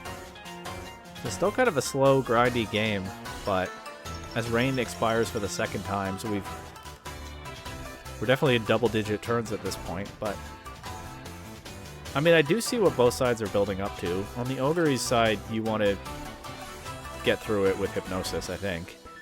And on the Pendragon United side, you want to remove the partners and set up for Pikachu to beat Melodic. Are they going to switch Mawile in so that they can get the Rain back? It looks like they were thinking about it, but Actually just clicking Muddy Water with Politoed here. Maybe thinking with both of Melodic's partners at this point being fire types, they can still just aggressively target them if and when Politoed wakes up. Farigiraf takes a Heat Wave. Funnily enough, that is finally the thing that burns it. So Farigiraf won't be here for much longer. Scald is going into Politoed, maybe trying to catch Mawile switching in, or the unrevealed fourth Pokemon. That means Farigiraf will get a chance to act this turn. Politoed is asleep. There's not going to be a third Trick Room in this game, as Farigiraf just goes for Hyper Voice instead. They were trying to get the spread damage into Volcarona, I think. I mean, I think you also probably need Chip on Melodic for Pikachu to win. So the spread damage makes sense. Farigiraf does not feign to the burn damage just yet. It's at 4 HP. It's going for another Light Screen. It seems hard to believe that it'll actually get to execute this move, but maybe it's possible. Also, I think Politoed is out of sleep turns, right? I think it has to wake up now. It certainly does wake up, whether or not it had to. It protects to get through this turn. Avoids a Giga Drain. Melodic goes for Scald into Farigiraf, yeah. So they're not letting that third Trick Room go up. So that makes Politoed a little bit worse positioned into Volcarona. Actually, that makes Volcarona look super strong now. Because, well, no, we saw... The Oguris don't know, but we know we saw a Rock-type attack on Mawile. I don't remember which one it was. I think it was Rock Slide. So the Volcarona's not that safe, but outside of Trick Room, it's still relatively safe. Pikachu is going to come in now. We finally get the big reveal. I think it's just protecting this turn. While perhaps Politoed goes for some spread damage. I mean, Politoed takes the Giga Drain reasonably well, so that damage is probably worth it into Volcarona. And I don't know, maybe it puts Melodic in range of something, I don't know. Also, I didn't get a good look at Pikachu's moves, but I saw Volt Tackle. So if this is physical Pikachu into Coil Melodic, that's a little bit more suspect than special Pikachu. But maybe it's mixed. I didn't see all of its moves. It's going to protect here. As Volcarona is also going to protect. So the Muddy Water will at most chip Melodic a little bit. Pikachu avoids a Scald. Muddy Water... Does it connect with Melodic? It does. I think that did single-digit % damage. And now it's time to see what Pikachu can do, I think. We don't know if the Volcarona has Rage Powder, but I've been thinking it probably does all this time. Is Pikachu just going to switch out immediately? This whole thing feels a lot shakier for Pendragon United now that Farigiraf has gone down. It took like a million turns. It's physical Pikachu. Those attacks are Volt Tackle and Nuzzle. Also, they just nuzzled Volcarona, so like, if it has Flame Body, the Pikachu might get burned. Or it could be burned by a Heat Wave or a Scald. So physical Pikachu feels a lot more... Okay, we see Rage Powder confirmed. Yeah, this team would be running Rage Powder. I'd be surprised if they weren't. So are Pendragon United going to have to, like, fish for full paras and not getting burned? Physical Pikachu feels way more suspect here than a special one would have been. It also took a million damage just now from Scald and got burned. So I think it only has one more turn to of existence left anyway. Muddy Water almost not quite takes out Volcarona. I guess the reason to nuzzle Volcarona there is probably to not take Volt Tackle recoil. Oh, it got the accuracy drop on Melodic. The funny thing happened. I just saw Melodic get a competitive boost. So that must have been the accuracy drop from Muddy Water. Yeah, I guess they were hoping that double up would be enough to take out Volcarona, and Pikachu does get through the turn without Volt Tackle recoil, but like unless it's about to crit Melodic, with Melodic not protecting for some reason, I think Pikachu is in trouble, and then I think Pendragon United are in trouble.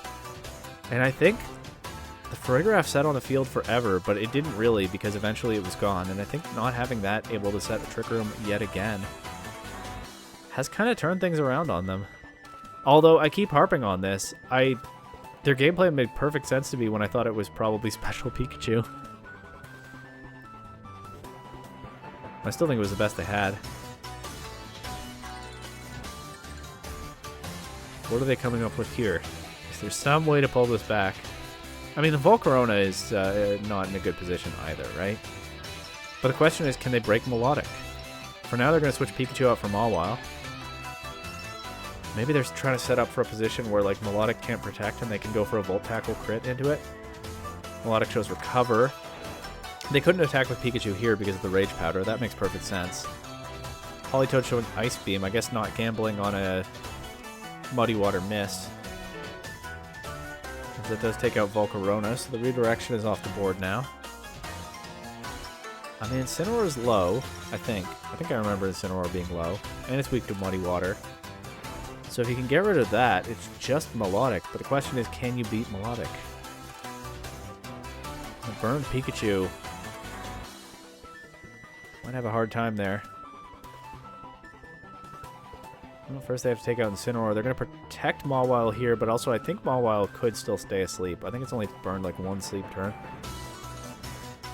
Politoed, I think, just went for a single target move. So Weather Ball or Ice Beam into Incineroar.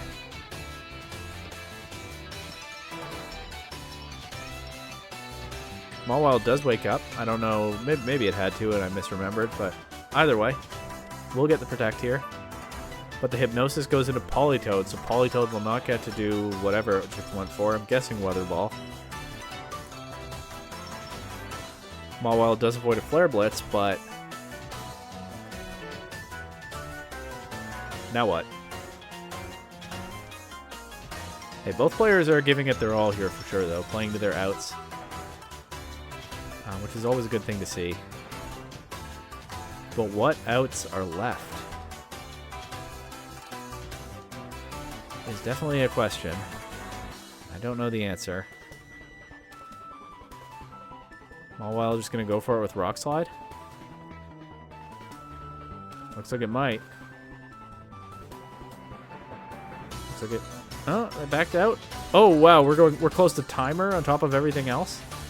Wait, Timer is... This is a private battle, so Timer rules... There are no draws. There are draws on ladder in Champions, but not in private battle. And Pendragon United have more Pokemon left right now. How long have they been playing for Timer? With me not even thinking about that. We see Pasho Berry on the Incineroar.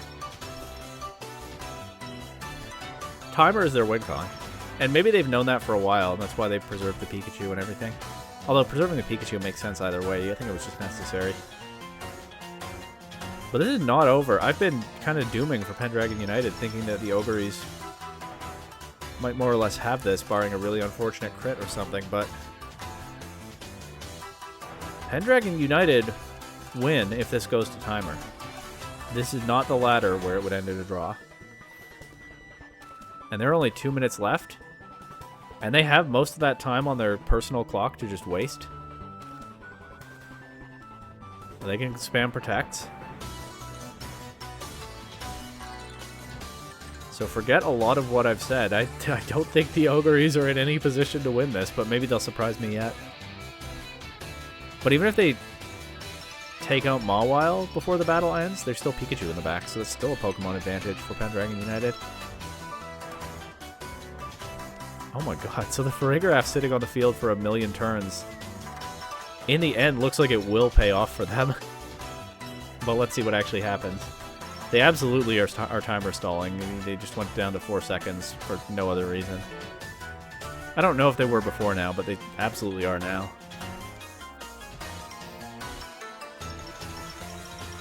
So Melodic doesn't get to do damage to anything this turn. I imagine you just go for the double protect with Mawile now, right? But even if you don't get it, you win because you still have Pikachu. Or they sack Pikachu. Yeah, that you know what? That's even better. Good call. Ice Beam Melodic, maybe you get a freeze. Either way, Pikachu is actually clutching up. I apologize for all the doubt I've expressed about it. But just by being here, it's putting in work.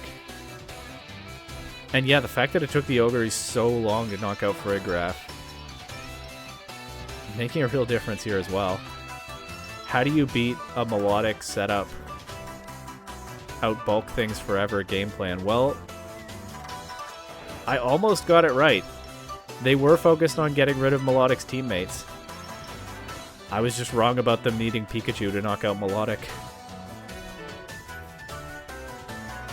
Ice Beam goes into Melodic. No freeze, but the game is over anyway. I don't remember whether they play out another turn. They don't. Even if they did, Pendragon United could just protect both Pokemon. I saw that screenshot there. So they take game 1. It took about as long as is possible. Do the Oguris... The Oguris are in kind of a tough spot now because the Mega Mawile is so threatening into their Mega Floette. I don't know if they have another game plan they can easily jump to. And you know what? Physical Pikachu is also pretty good at the Mega Floette, comparatively speaking. I'm sorry, Physical Pikachu. I wasn't familiar with your game. I better get familiar because I have Pikachu, of course, in my pool. But yeah, we are now going to game 2. Let's see about skipping ahead a little bit. Might as well see what Pokemon Pendragon United lock in again. It's looking like Farigiraf, Pikachu, Politoed, Mawile, so the same 4, but Pikachu leading instead of Politoed this time. No Clawitzer, no Emboar. Are they going for the same kind of game plan again? Are we getting another game going to timer? I'm down if that's what happens. I might run out of things to say. But it's a fun thing to see. You don't see that too often in a Draft League context. What, does that even work on Showdown? I don't know the ins and outs of how Showdown Timer compares to Game Timer. Does it matter to the outcome that they're playing on Champions? Totally fair game if so. Playing on Champions is an option if both coaches agree to it, which so clearly they have here. Mousehold and Floette leading for the Oguris this time. Looks like Farigiraf might go straight for Light Screen. That Light Screen put in a lot of work in Game 1 as well, as part of the reason that Farigiraf was able to spend approximately 1 billion turns on the field. And what is Pikachu doing? Is it Fake Out? Is it just attacking? Pendragon United taking their time, thinking ahead already to a timer win con? I'm kidding. They're definitely not timer stalling in the first minute of the game. That would be very, very silly. Floette will Mega Evolve here.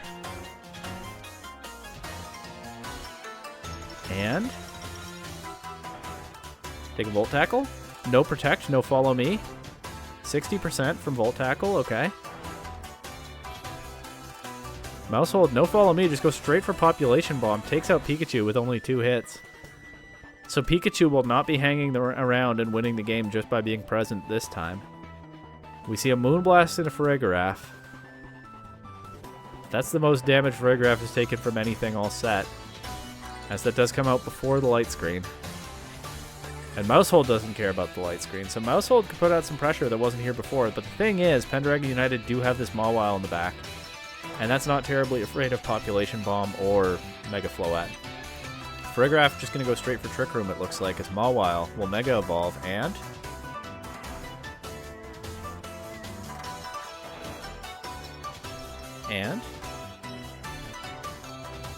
seems to be weighing every attacking option here. And is Play Rough into Mousehold.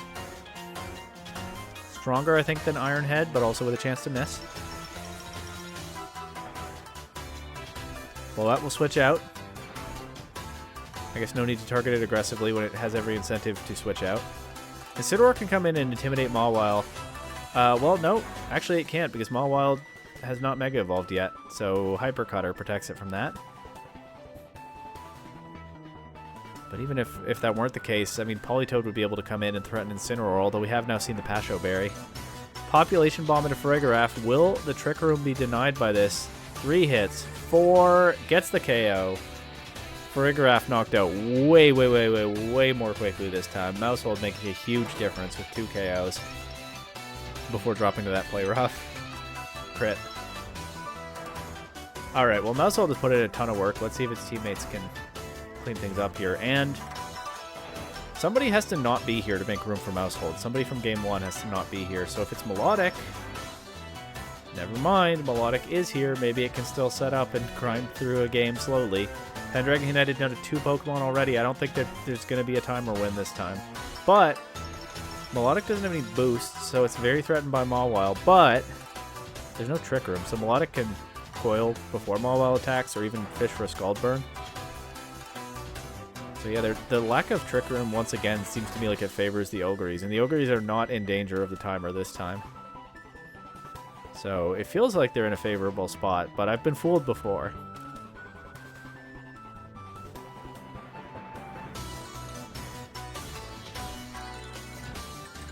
And Dragon United really taking their time to think about what to do here.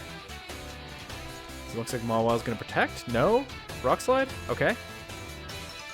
We see the Scald into Mawile. There's a lot with the rain. But no burn. Muddy Water from Politoed misses. Nope, not a miss. It just activates the Pasho Berry. On Incineroar. And then what about this Rock Slide? Well, what does Incineroar want to do first? Incineroar wants to go for Flare Blitz into Mawile. It is in the rain. It still does a lot. Mawile holds on thanks to the rain. But just barely at 12 HP. And Rock Slide does miss into Melodic. Hits Incineroar, knocks it out. That'll force Floette back in, but Mawile's so low, and there's no Trick Room. It doesn't even really threaten Floette at this point. So I really can't see how the Oguris lose this. Unless Politoed freezes everything forever, but I don't think freezing forever is even possible in Champions. But yeah, that Mawile's so low. It's not taking a hit from anything. It's not going to try to this turn. It's going to protect. As it looks like Politoed went for Muddy Water. So hey, maybe they can win with like accuracy drops, right? Except it's not going to hit Floette because it protected. Scald goes into Mawile, so into a protect. Politoed gets a free attack here. Of course, if you get the accuracy drop on Melodic, you also give it a competitive boost, so a bit of a trade-off there. But you probably do need it to miss to win at this point, but like Floette Dazzling Gleam is super safe for the Oguris as well. There's no accuracy drop anyway. It doesn't really feel like Politoed can win this, but I mean, it's the only shot they have left. And I could be wrong. But also Melodic, if you remove Mawile, then Melodic is kind of free to set up. Politoed doesn't have any immediate threat into it. And then Hypnosis. Get around the Politoed with that. We'll see Moonblast into Politoed. We see Scald taking out Mawile, so yeah, Politoed didn't take a ton from that Moonblast, but the question is, what is it doing back? I mean, this Weather Ball should hurt Floette. Doesn't KO, though. And Pendragon United looks like they have gone for the forfeit here instead of playing this out. This endgame could take a while and be kind of annoying, so a little bit of a faux pas to forfeit in a Draft League game, but understandable in this position. And that means we're going to Game 3. And we had a long game that went to timer, and we had a shorter game. I don't know what's going to happen here. The Oguris did a way better job of threatening Farigiraf in Game 2, so that can make a big difference. It looks like Pendragon United are bringing... They brought the same 4 Pokemon, but in different combinations every time. It looks like... Or a different order every time. It looks like Farigiraf and Mawile will be the leads this time, unless they change their mind, but they don't. They lock that in. Politoed and Pikachu are on the back. Will Pikachu play the long game like it did in Game 1? I guess we'll find out.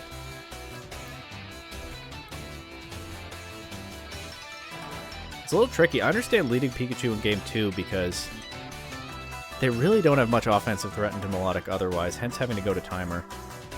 But then Melodic didn't hit the field until later in Game 2. Now it's Game 3, and Melodic leads and Pikachu doesn't. And there's Mousehold on the board. Mousehold might just go for Population Bomb into Farigiraf again, or it might use Follow Me to support the Melodic Coil setup. And then Pikachu is kind of awkwardly positioned and might have to play the long game again. It looks like the Farigiraf is going aggressively for Trick Room this time. No Floette on the field, I guess, makes the light screen not the top priority anymore, or maybe they just saw that prioritizing light screen didn't work out last time. So we're in some trouble without Trick Room in Game 2. As Mousehold, again, made a huge difference putting out way more offensive pressure into Farigiraf than the Oguris had before. I don't know what Mousehold is going to do this time. Let's see. It is just Population Bomb into Farigiraf. 1. Crit on the first one. 2, 3, 4, 5, 6, 7, 8, 9, and it KOs, and once again, there's no Trick Room. Yeah, the mouse hold has really swung things so far. Melodic just goes for a raw Hypnosis. Mawile dodges it. Play rough into Melodic. Does a lot of damage. They don't want to risk the Melodic setting up. Makes sense. Also, probably anticipated the mouse hold just going for Population Bomb, because that's what it did in Game 2, and just hoped that Farigiraf would take it. 9 hits. I mean, there was a chance it would miss earlier than that, but that's not what happened. Pikachu's going to come in. Looks like it's going to fake out mouse hold as Mawile just goes for the KO into mouse hold. Looks like they're thinking Iron Head into mouse hold. Oh. Play rough into mouse hold to hit harder. We saw it KO right away in Game 2. Melodic switching out. Makes sense, under a lot of pressure here. And I don't know if this mouse hold even has Follow Me. Incineroar will get to intimidate these two Pokemon. This time Mawile is Mega Evolved. The Fake Out would give it a free chance to attack anyway, but the mouse hold protects, so it avoids the Fake Out and the Play Rough.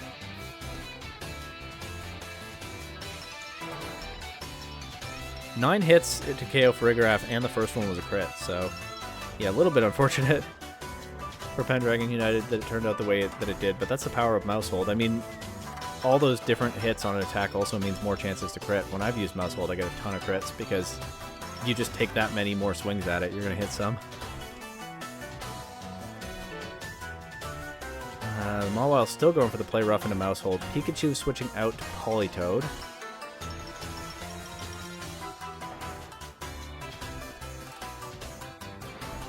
Population Bomb into Politoed. 1, 2, 3, 4, 5, 6, 7, 8. That does so much damage, and with 8 hits, it gets the KO. Politoed is out of here. Will Pendragon United finally get to knock out this mouse hold? First, Mawile is going to take not a whole lot from a Darkest Lariat. Mawile's at -1. Does the play rough KO? It does not. Pikachu will come in. One more shot at Fake Out pressure, but Mawile can just protect around it. I mean, Mouse Hold, which is not its teammate, can just protect around it. So can Incineroar. We know that this Incineroar has Protect. We saw that in Game 1. It was a long time ago. I don't blame you if you don't remember. Mouse Hold could just claim a KO on Pikachu after this turn, I would imagine. Pikachu gets knocked out by like 2 hits of Population Bomb. There's a Protect. And then they just have to beat Mawile with, you know, Melodic, Incineroar, or whatever. Yeah, they do just protect both Pokemon around the Fake Out pressure. Feels very safe for the Oguris. Incineroar avoids a Nuzzle.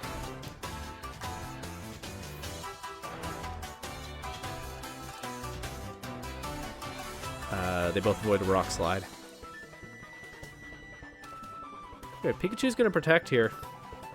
Pendragon United taking one more shot at getting rid of this Mawile so that Pikachu can put in some work before the game is over. Of course, the other thing the Oguris could do is get Incineroar off the field and bring it back in for another Intimidate. But, yeah, they're just trying not to lose Pikachu to the Population Bomb at this point. It's kind of not a fair fight, 1 mouse versus 4 mice. So Mawile's trying to tip the scales in his partner's favor. And then maybe Pikachu can save this. It'll protect here. Mouse Hold does go for Follow Me, confirming it has it. Maybe we saw it earlier. I don't remember everything that's happened in this set. Pikachu avoids the Darkest Lariat. Wonder what the Follow Me was for. Just not wanting Incineroar to take 1,000,000 damage or something. But Mouse Hold will finally be knocked out, so Pikachu is no longer threatened by the Population Bomb. But the Oguris still have 2 Pokemon in the back. There's the Float. It is threatened by Mawile, but it can do a lot of damage before the Mawile can do anything to it.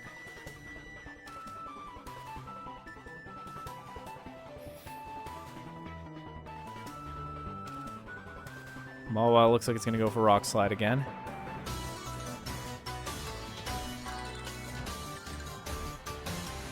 As Float Mega evolves.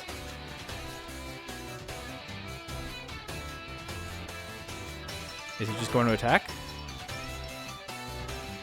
Or boost the Play Rough. Pikachu Nuzzle comes out first. It'll paralyze Incineroar. Mawile can hit really hard while that Fairy Aura is on the field. It is Float Moonblast next, taking advantage of how slow Mawile is, just wiping out Pikachu in 1 hit. So Pikachu did its best to avoid the population bomb, but yeah, Mega Floette's still a problem. And we see now the Rock Slide, probably fishing for a flinch or a full pair on Incineroar to keep Mawile reasonably healthy. Although it's hard to imagine how Mawile beats Melodic anyway, but that was their best chance. But they don't get a flinch or a full para.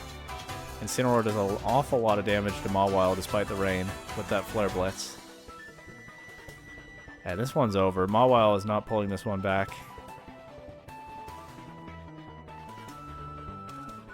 But it looks like they will play it out. Moonblast gets the KO. Mega Floette. Not really one of the centerpieces of this matchup, but getting the job done in the end. And despite like half of the runtime being that Game 1 timer loss for them, the Ontario Oguris, the defending PDL champions, do take the win.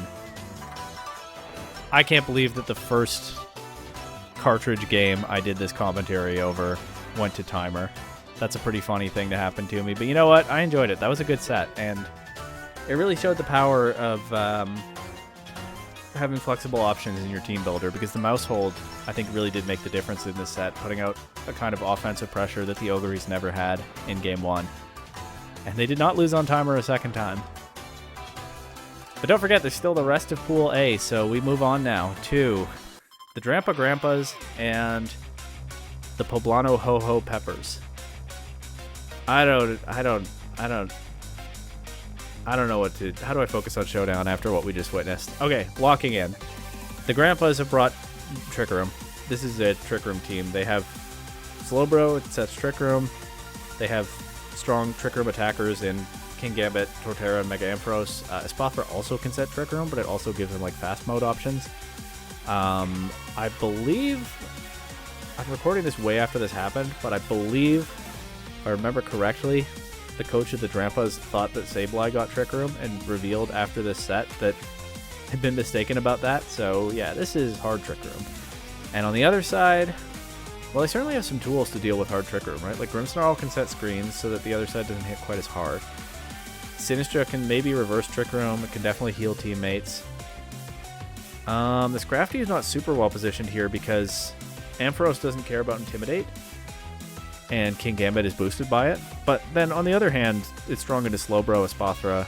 It can intimidate Torterra. Yeah, I don't know. Is this Mega for Alligator or is this regular for Alligator? I know somebody in the league has regular for Alligator. I don't remember.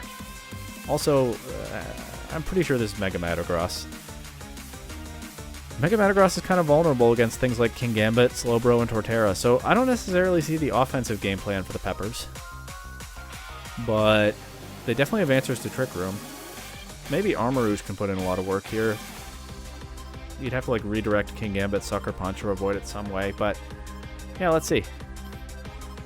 So it's Metagross and Grimmsnarl leading against Slowbro and Sableye. Metagross Mega Evolves, so does Slowbro. Okay, didn't remember it was Mega Slowbro. We see Sableye fake out in a Grimmsnarl. If Grimmsnarl wanted to go for fake out or a screen or something, not happening here. Metagross shows Shadow Claw, but it doesn't do a ton of damage to Slowbro. I will note that Shadow Claw is at a high crit rate, so Slowbro could be in range of the next one, depending. But Slowbro will definitely get Trick Room up here. Now Sableye goes for Rain Dance. We see Slowbro throw off a Rain Boosted Scald. It does just under half to Mega Metagross. Honestly, I'm surprised it didn't do more than that, but I guess Mega Metagross is very, very strong, and this Slowbro is probably bulky. We see Grimmsnarl Spirit Break do a bunch to Sableye. We see another Shadow Claw, but again, not a crit, so Slowbro survives. Slowbro now switching out, though. Maybe afraid that it's not about to knock out Metagross, or that trading Megas into Grimmsnarl is not really worth it. So we see Kingambit come in. I mean, Kingambit can put a lot of pressure on Metagross and Grimmsnarl, so that does make sense. Sableye gets a Reflect Up before being knocked out by the Spirit Break. And now Torterra gets in, so we got two of the Trick Room attackers in under Trick Room. Mega Metagross under a lot of pressure. Switches out to Feraligatr. Whether it can Mega Evolve or not, it certainly won't be doing that now because Metagross already has, so it seems pretty vulnerable against these two. But Grimmsnarl will set a Reflect. Feraligatr will still take a little bit more than half from a Life Orb, Kowtow, Cleave. Once again, I'm going to shout out that I think Life Orb has been a pretty big deal this week, as we're seeing some really impressive damage rolls from Pokemon that can hold that item that is still pretty new to Pokemon Champions. making a big difference here. We see Sand Tomb from the Torterra, so not attacking the Grimmsnarl, but trapping it on the field, except not really because it just parting shoots out of there. Sinistra comes in, heals for Alligator, and takes nothing from a Brick Break as Torterra sets up a Stockpile. So I talked about Torterra, the Trick Room attacker, but this is not an offensive Torterra. This is trying to sit on the field, trap opponents, and be hard to remove. A bit of an issue for that is, one, it just took Ice Punch. It just took a lot of damage from an Ice Punch from Feraligatr. And two, also a relevant issue, Trick Room's over, so Torterra will not outspeed Feraligatr anymore. Torterra protects, avoids another Ice Punch. The coach says, "Oh no," in the chat. Perhaps not happy to see that Ice Punch. Sinistra just throws off a Matcha Gotcha. Could burn King Gambit, doesn't. But behind the Reflect, it takes a Kowtow Cleave. And then it protects. King Gambit going for Sucker Punch into Sinistra clearly because it failed. It would have succeeded into Feraligatr.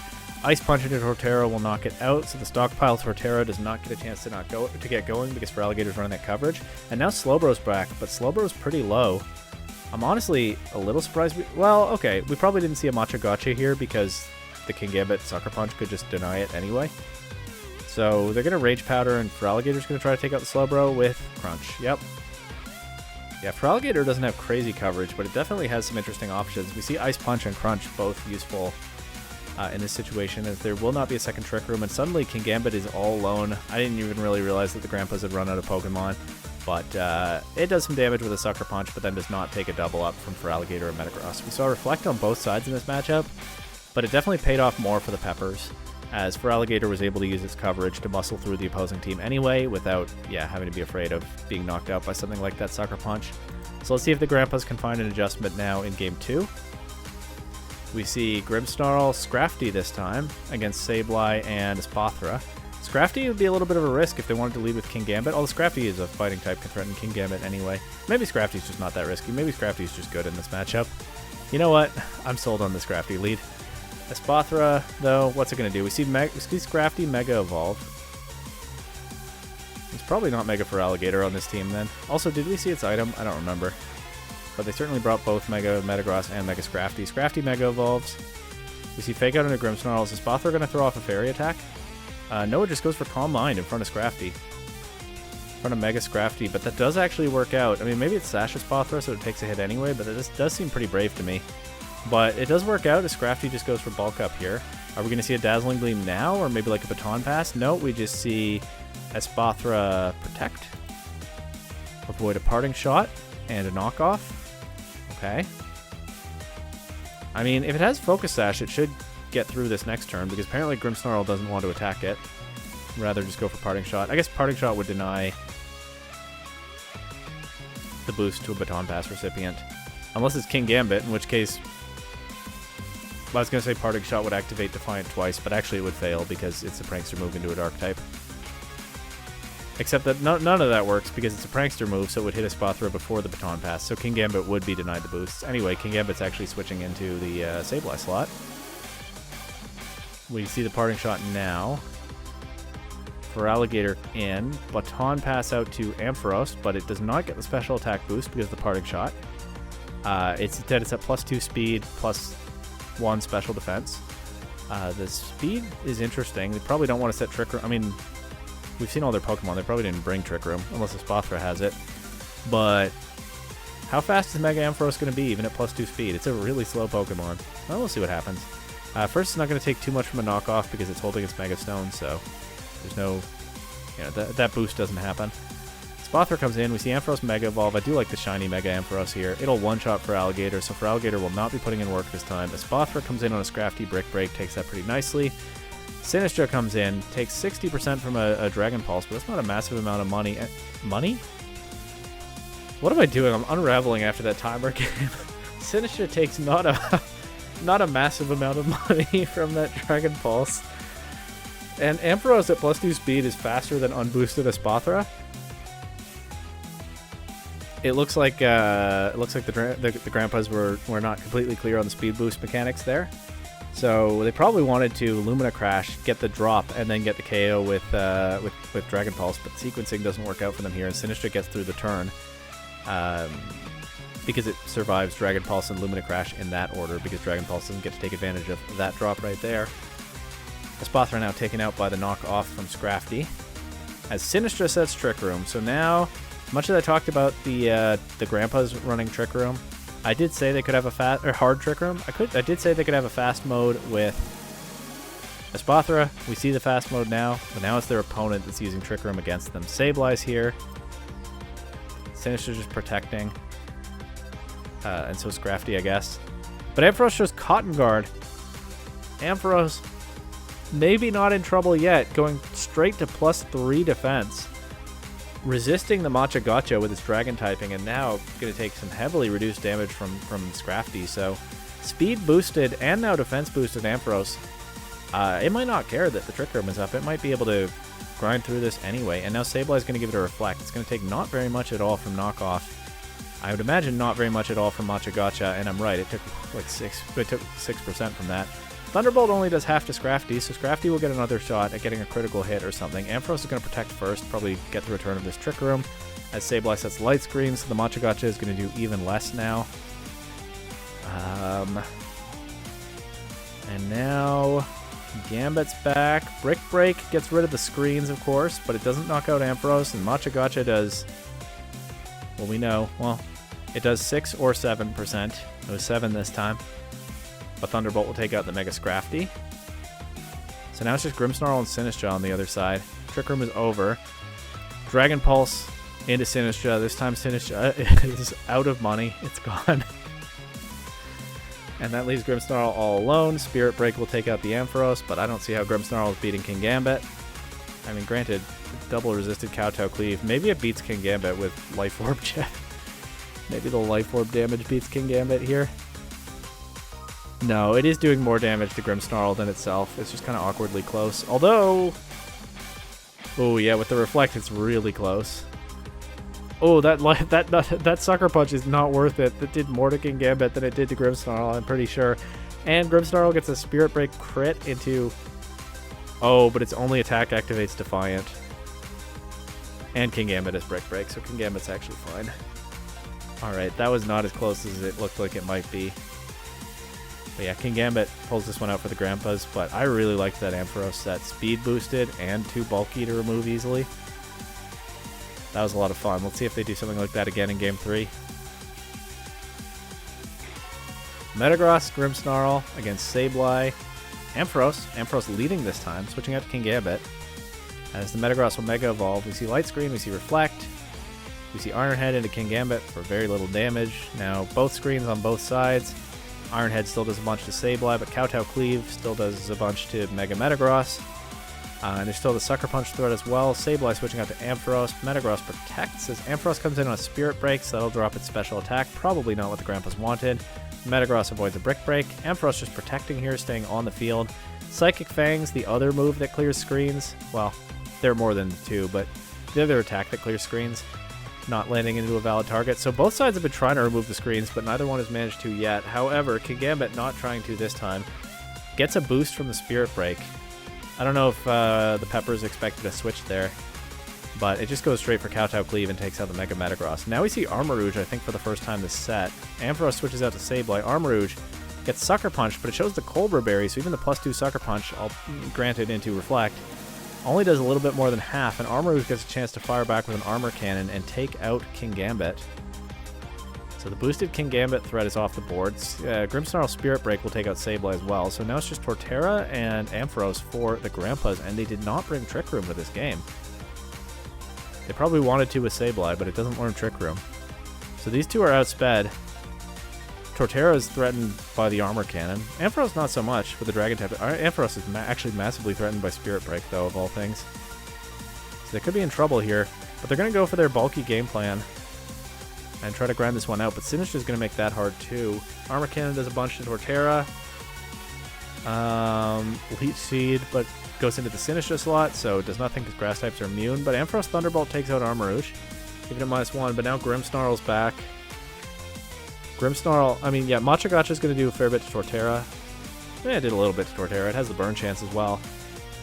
Ampharos would actually be pretty well positioned here, except that it's just so bad into Spirit Break because it's weak to that, and also it doesn't like the special attack drop. And now also it gets burned by Machigacha. But yeah, Grimmsnarl actually is just an absolute menace to this Mega Ampharos that otherwise has been a ton of fun to watch all set. It does crit the Sinistcha. But Sinistcha not quite bankrupt yet, even with the Sand Tomb chip. Able to hold on. And Ampharos is taking burn damage. And Torterra took a bunch of damage somehow. Honestly, I've lost track of how that happened.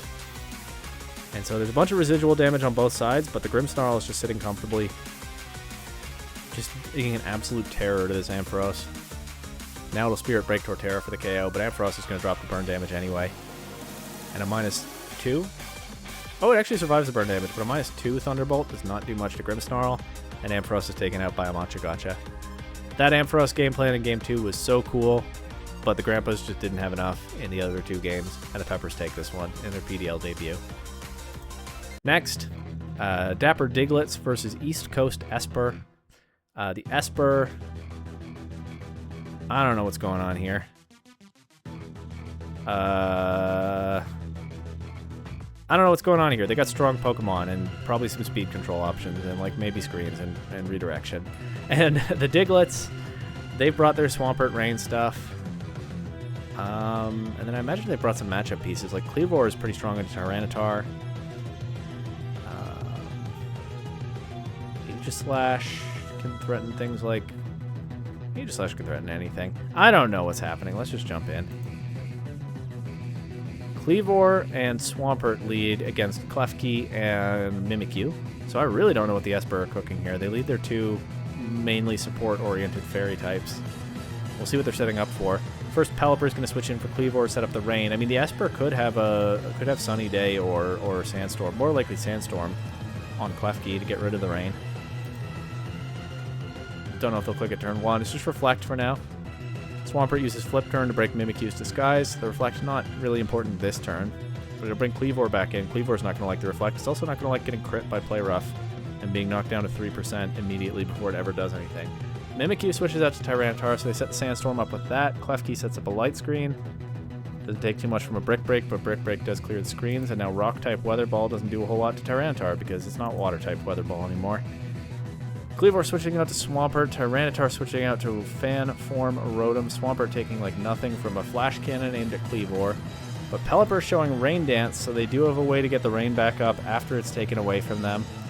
Pelipper has Drizzle, but it also has Rain Dance. And now Klefki setting up a Reflect, but Swampert is going to get a chance to go for a Wave Crash into Rotom. Doesn't KO, thanks to the Reflect, but it does a lot of damage to both Pokemon, admittedly. But Rotom, because it survives that hit, is able to throw Will-O-Wisp into Swampert for the burn. Water-type Weather Ball takes out Klefki. There's no Light Screen on the other side. There probably won't be now. So the Espurr are definitely under a lot of pressure, but the burn on Swampert can make a big difference. Tyranitar comes in and sets up the Sandstorm again, but we know now that the Pelipper has Rain Dance. But what is this Rotom going to do? Rotom could be very threatening into Pelipper, right? Pelipper switching out here to Galarian Slowbro. Tyranitar Rock Slide crits the Swampert, still doesn't do a whole lot. It's about a third to Slowbro. Swampert still takes an Air Slash after the Rock Slide, but the Espurr threw 2 moves with flinch chances at the Swampert, and Swampert does in fact flinch. It's going to take a little bit of burn damage, and it's probably not going to be able to do anything else. Although Pelipper can come back in and activate Swift Swim, and Swampert can go for 1 more attack. But the Espurr can just protect around that. Instead, Pelipper switches into the Swampert slot. Takes a lot from a Rock Slide, which is also wearing down the Slowbro at this point. Slowbro is knocked out by a Thunderbolt, doesn't get to do anything. And I said the Espurr were under pressure, but it seems like they did kind of a bend, don't break thing here as... Oh, now they're putting out pressure on the other side. But Kleavor, even at 3%, Kleavor could still be a pretty strong offensive threat here. Let's see what it goes for. Tyranitar switches out to Mimikyu, but the Stone Axe goes into Rotom, knocking it out and setting up Stealth Rock. Weather Ball does a lot to Mimikyu, and yeah, the offensive pressure has really swung back and forth in this matchup. I thought the Espurr were in a lot of trouble, then I thought they were out of a lot of trouble. Now I think they're in a lot of trouble again. As, I mean, Tyranitar does get the sand back, but Mimikyu's low, Tyranitar is vulnerable to Kleavor, certainly. Maybe to a lesser extent, Pelipper if it gets the rain back. Swampert's going to come in and sacrifice itself to the Shadow Sneak, but it's burned already anyway. And Mimikyu, showing a Life Orb, feints to that recoil. Pelipper dodges a Stone Edge.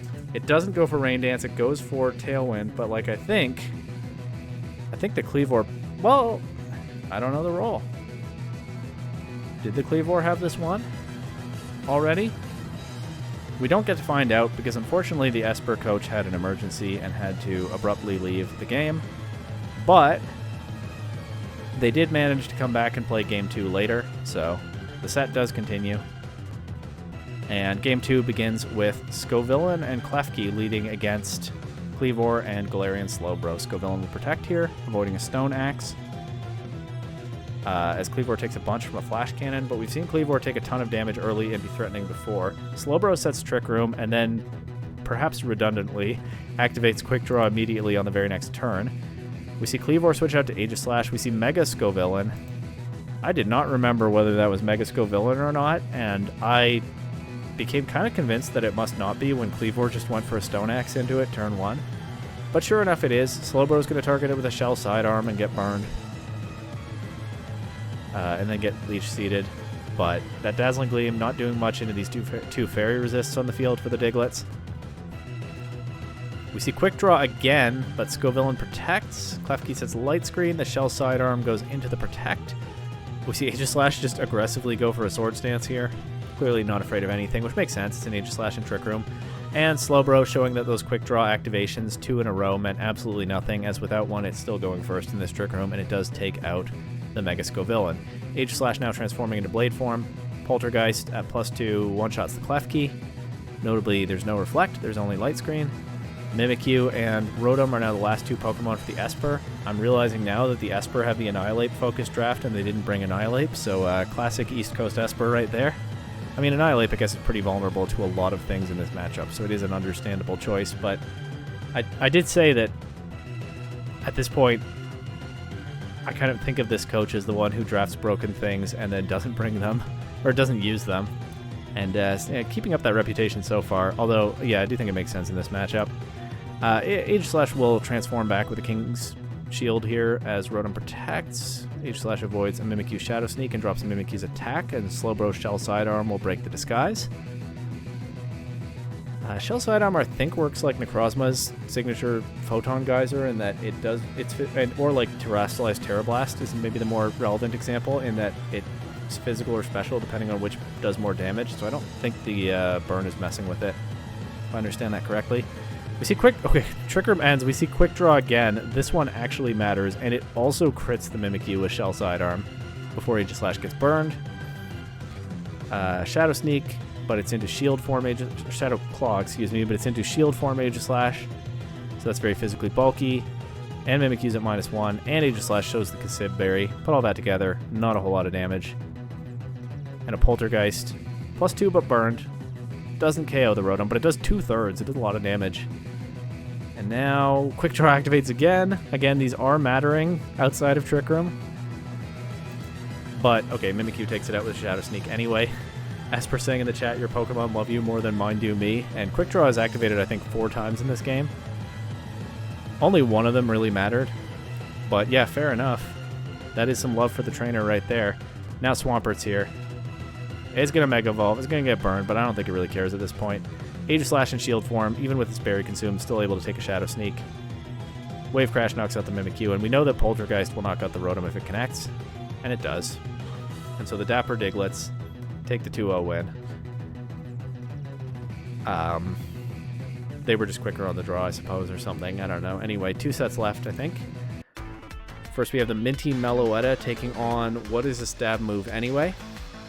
The Meloetta had a lot to say in the draft recap about being underestimated by other coaches, and yeah, this is an interesting mix of Pokemon that they've brought. I don't necessarily know what the game plan is, although things like Basculegion and Excadrill are very, very strong, but we'll see how things like Meowstic and Umbreon can support them. Also, I don't know why I didn't mention Goldengo. That's very, very strong too.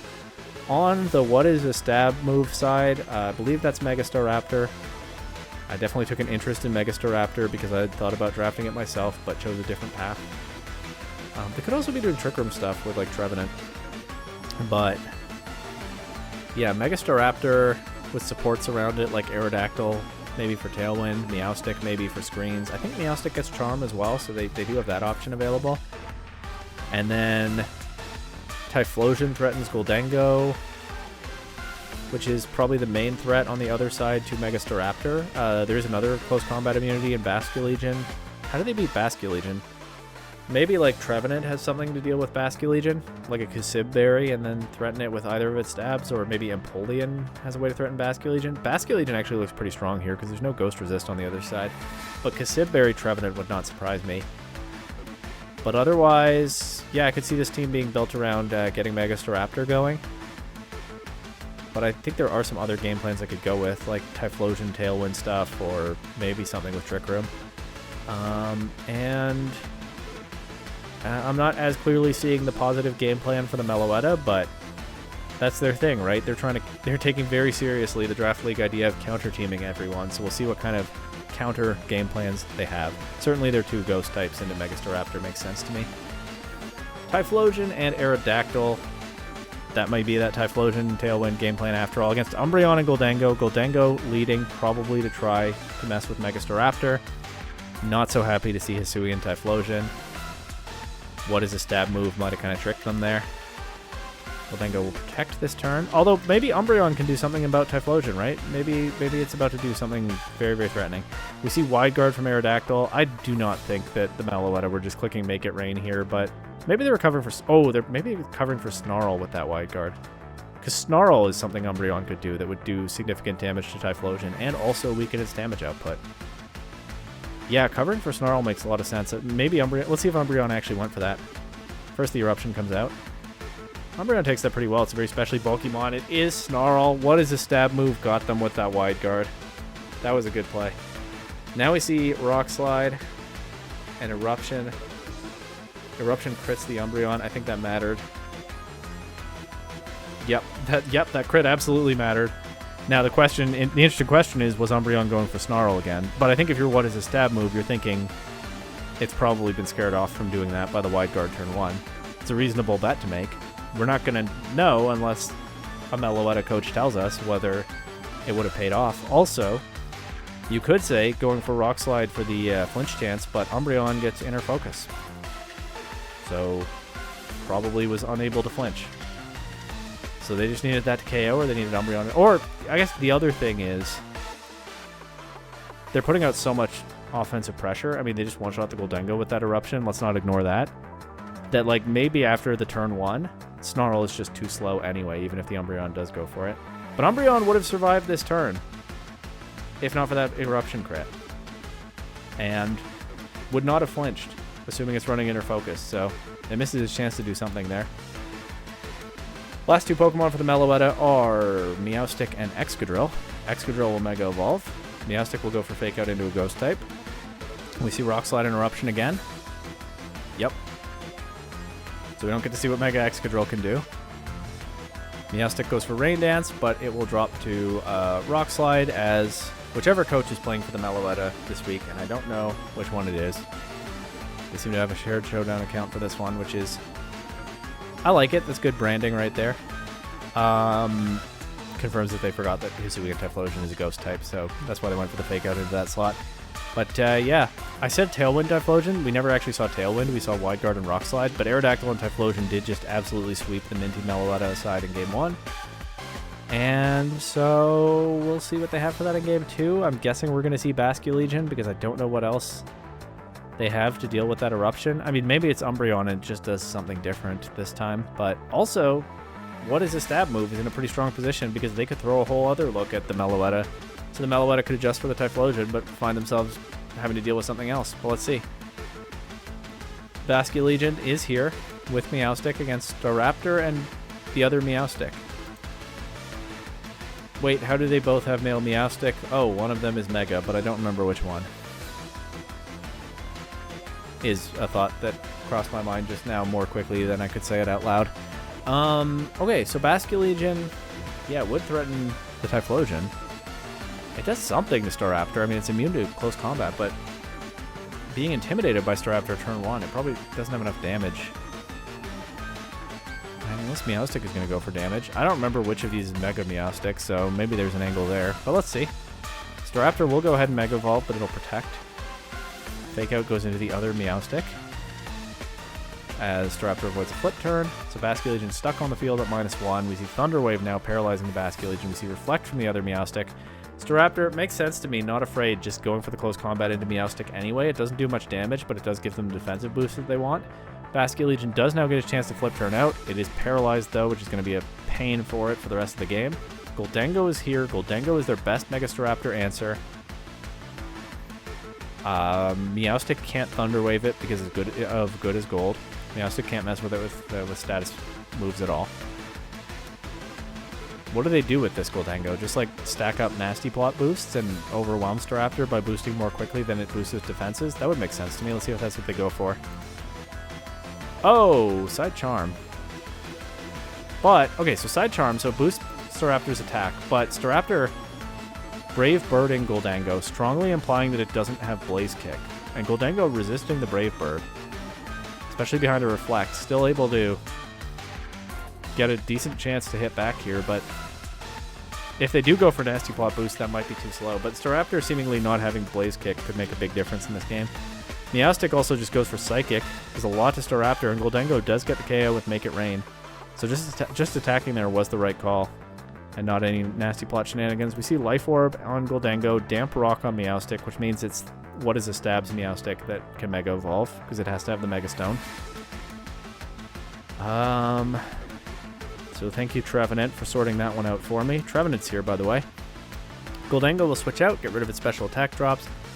So Excadrill, Thunder Wave from one Meowstic to the other. We see Rain Dance go up. We see Excadrill take 50% from a Trevenant Poltergeist behind Reflect. That's pretty scary. Trevenant also not trying to Trick Room or anything, just going for the attack. So the Meloetta have a chance to get some offensive pressure here because Trevenant is so slow and because Meowstic can't Thunder Wave either of these things. Excadrill Mega Evolves. Goldengo is here. Excadrill is protecting this turn though. Avoiding a priority charm. I didn't think about that. But Goldengo still could put out a lot of pressure as they actually doubled into the Excadrill slot, so no damage for what is stabbed this time. Now they protect both of their Pokemon on the next turn. That'll get them out of the Reflect. We know that it's not like Clay Meowstic. Goldengo protecting now, but Excadrill does take that charm. Goldengo avoids a Sucker Punch from Trevenant, so good scouting there actually. I hadn't thought about that. And now the Meloetta switched their Meowstic in. No Sucker Punch this time. Goldengo gets a pretty free Make It Rain, but it misses. The Meowstic on the other side protects, and it misses the KO on Trevenant. And now finally Trevenant sets Trick Room. Basculegion's going to come in paralyzed in Trick Room, but is it really slow enough to take advantage? And also, could be fully paralyzed, and also it just switched straight in on a Poltergeist, so it doesn't get to do anything. And also it's Choice Scarf Basculegion, so it probably wasn't slow enough anyway. Meowstic also took a full para there. Now Meowstic will set up Reflect. Mega Excadrill is back, but Mega Excadrill is in so much danger, especially with the Prankster Charm Meowstic on the other side still being in the back. Excadrill switches out for Goldengo, but now Meowstic drops an Aqua Jet, so the Meloetta can't switch around anymore. They also lose their Goldengo to a Poltergeist. The Trick Room absolutely coming through for what is a stab in this game, as Excadrill will take a couple of hits. It will finally knock out the Trevenant, but they got out of Trick Room too, but it gets charmed. High horsepower Empoleon.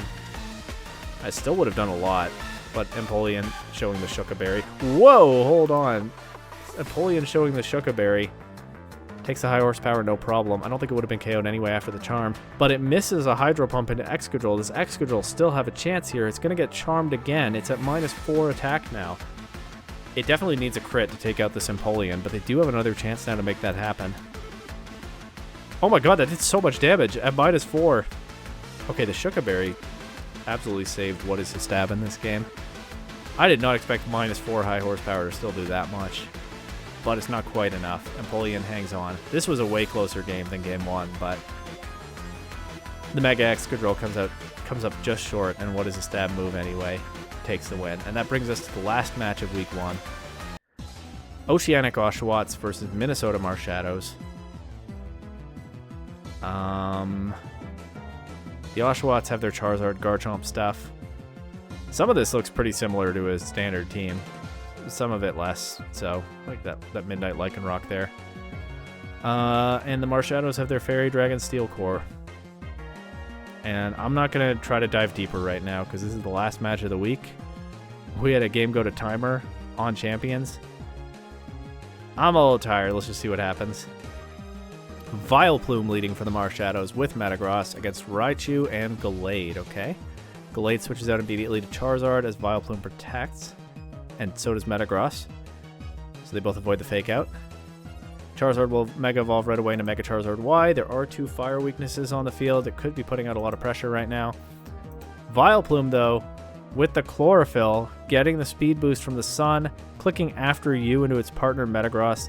So all of a sudden, no doubt unexpectedly to the Oshawotts, Metagross gets to outspeed both Raichu and Charizard and take out Charizard with a Rock Slide. Vileplume looked pretty unassuming as a grass type across the field from Mega Charizard Y, but absolutely just flipped that Sun game plan on its head with that Chlorophyll boosted after you. That was an awesome tech. Now Glade is here, and Raichu's back. It can fake out again, but we've seen these Pokemon protect around that before, and here they go doing that again. But what's Glade going to do? Set Trick Room. Okay, so now the Chlorophyll is a bit more of a liability, but Metagross will still underspeed Glade, do a bunch of damage with an Iron Head. Glade does a lot back with a Night Slash. Raichu gets the KO with a Volt Switch crit. Don't know if that mattered, but Metagross was underspeeding Glade in Trick Room. Doesn't matter now. Metagross is gone. Vileplume way too fast with the Chlorophyll, but well, if you don't attack it, it still gets to move. It actually knocks out Glade with a Moonblast. I always sometimes forget that Vileplume learns Moonblast. That's a really interesting coverage tech that you might not necessarily expect. Although Vileplume is associated enough with the moon that it makes sense. But yeah, that's an easy one to forget for sure. Sylveon's here. If it has Weather Ball, it's very threatening into Vileplume. Is this Mega Frostlass?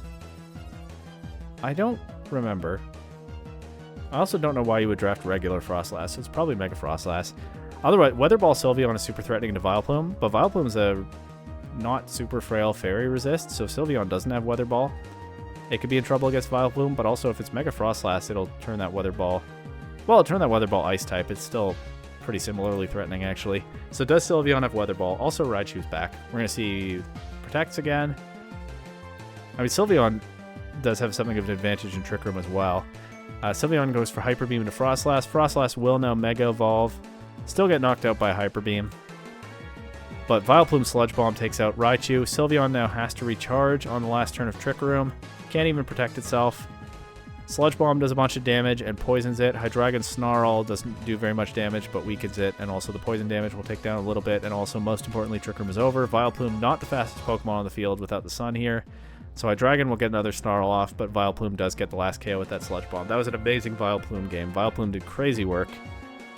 Let's see if it happens again in Game 2, or if the Oshawotts find an answer.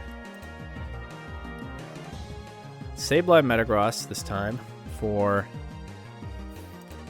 the Marshadows against Charizard and Garchomp. So if you're the Oshawotts, you at least this turn don't have to worry about the Chlorophyll after you Rock Slide because the Vileplume isn't here. Charizard's just going to protect, though, not Mega Evolve yet. Metagross protects. Garchomp does not protect and takes a Will-O-Wisp. It gets burned. And Metagross avoids the Earthquake, and Sableye only takes about a third from that. We also see Life Orb on the Garchomp, so that's going to stack with the burn damage, wear it down a little bit already. Charizard's going to go ahead and Mega Evolve now. Probably work out better than last time, except maybe not, because Sableye clicks Rain Dance, and so there goes the rain. I mean, that Heat Wave is still going to hurt Metagross, right? Yeah, it still does a lot, but it doesn't get the KO on either of these Pokemon, so actually, Metagross just gets to knock out Charizard with Rock Slide again. Maybe it wasn't worth it. But I mean, even with Garchomp being burned, Metagross is pretty vulnerable to Earthquake when it's this low, so it's not like the Oshawotts might not be in massive trouble yet. Metagross is going to protect here in front of Garchomp. Sylveon protects as well. Sableye sets the Light Screen before dropping to an Earthquake. Yeah, Metagross could still be afraid of that Earthquake. Garchomp's getting worn down by Life Orb and Burn, though. And now Frostlass is here to outspeed Garchomp and make Metagross not afraid of the Earthquake anymore. Garchomp is taken out by the Blizzard. Sylveon takes about a third and then is knocked out by an Iron Head. And Glade stands alone. Takes a ton from a Shadow Ball. Does get the KO into Metagross, but the Marshadows still have another Pokemon. It's Vileplume, but also Frostlass just wins. And, yeah, just a very clean offensive game plan there. I mean, the Oshawotts had solid Pokemon, were able to create some good threats, but they committed in both games to just blasting things with Mega Charizard Y, and the Marshadows showed 2 different answers to that over 2 games, and they both paid off. The After You tech was super fun, but then the Rain Dance Sableye was also just super solid. Metagross able to one-shot the Charizard again, and then granted, Metagross was not terribly hard to remove after that Heat Wave damage, but Frostlass covered everything that needed covering from that point on. So pretty convincing 2-0 win from the Minnesota Marshadows, showing the value of their flexible draft. And that is week 1, season 11.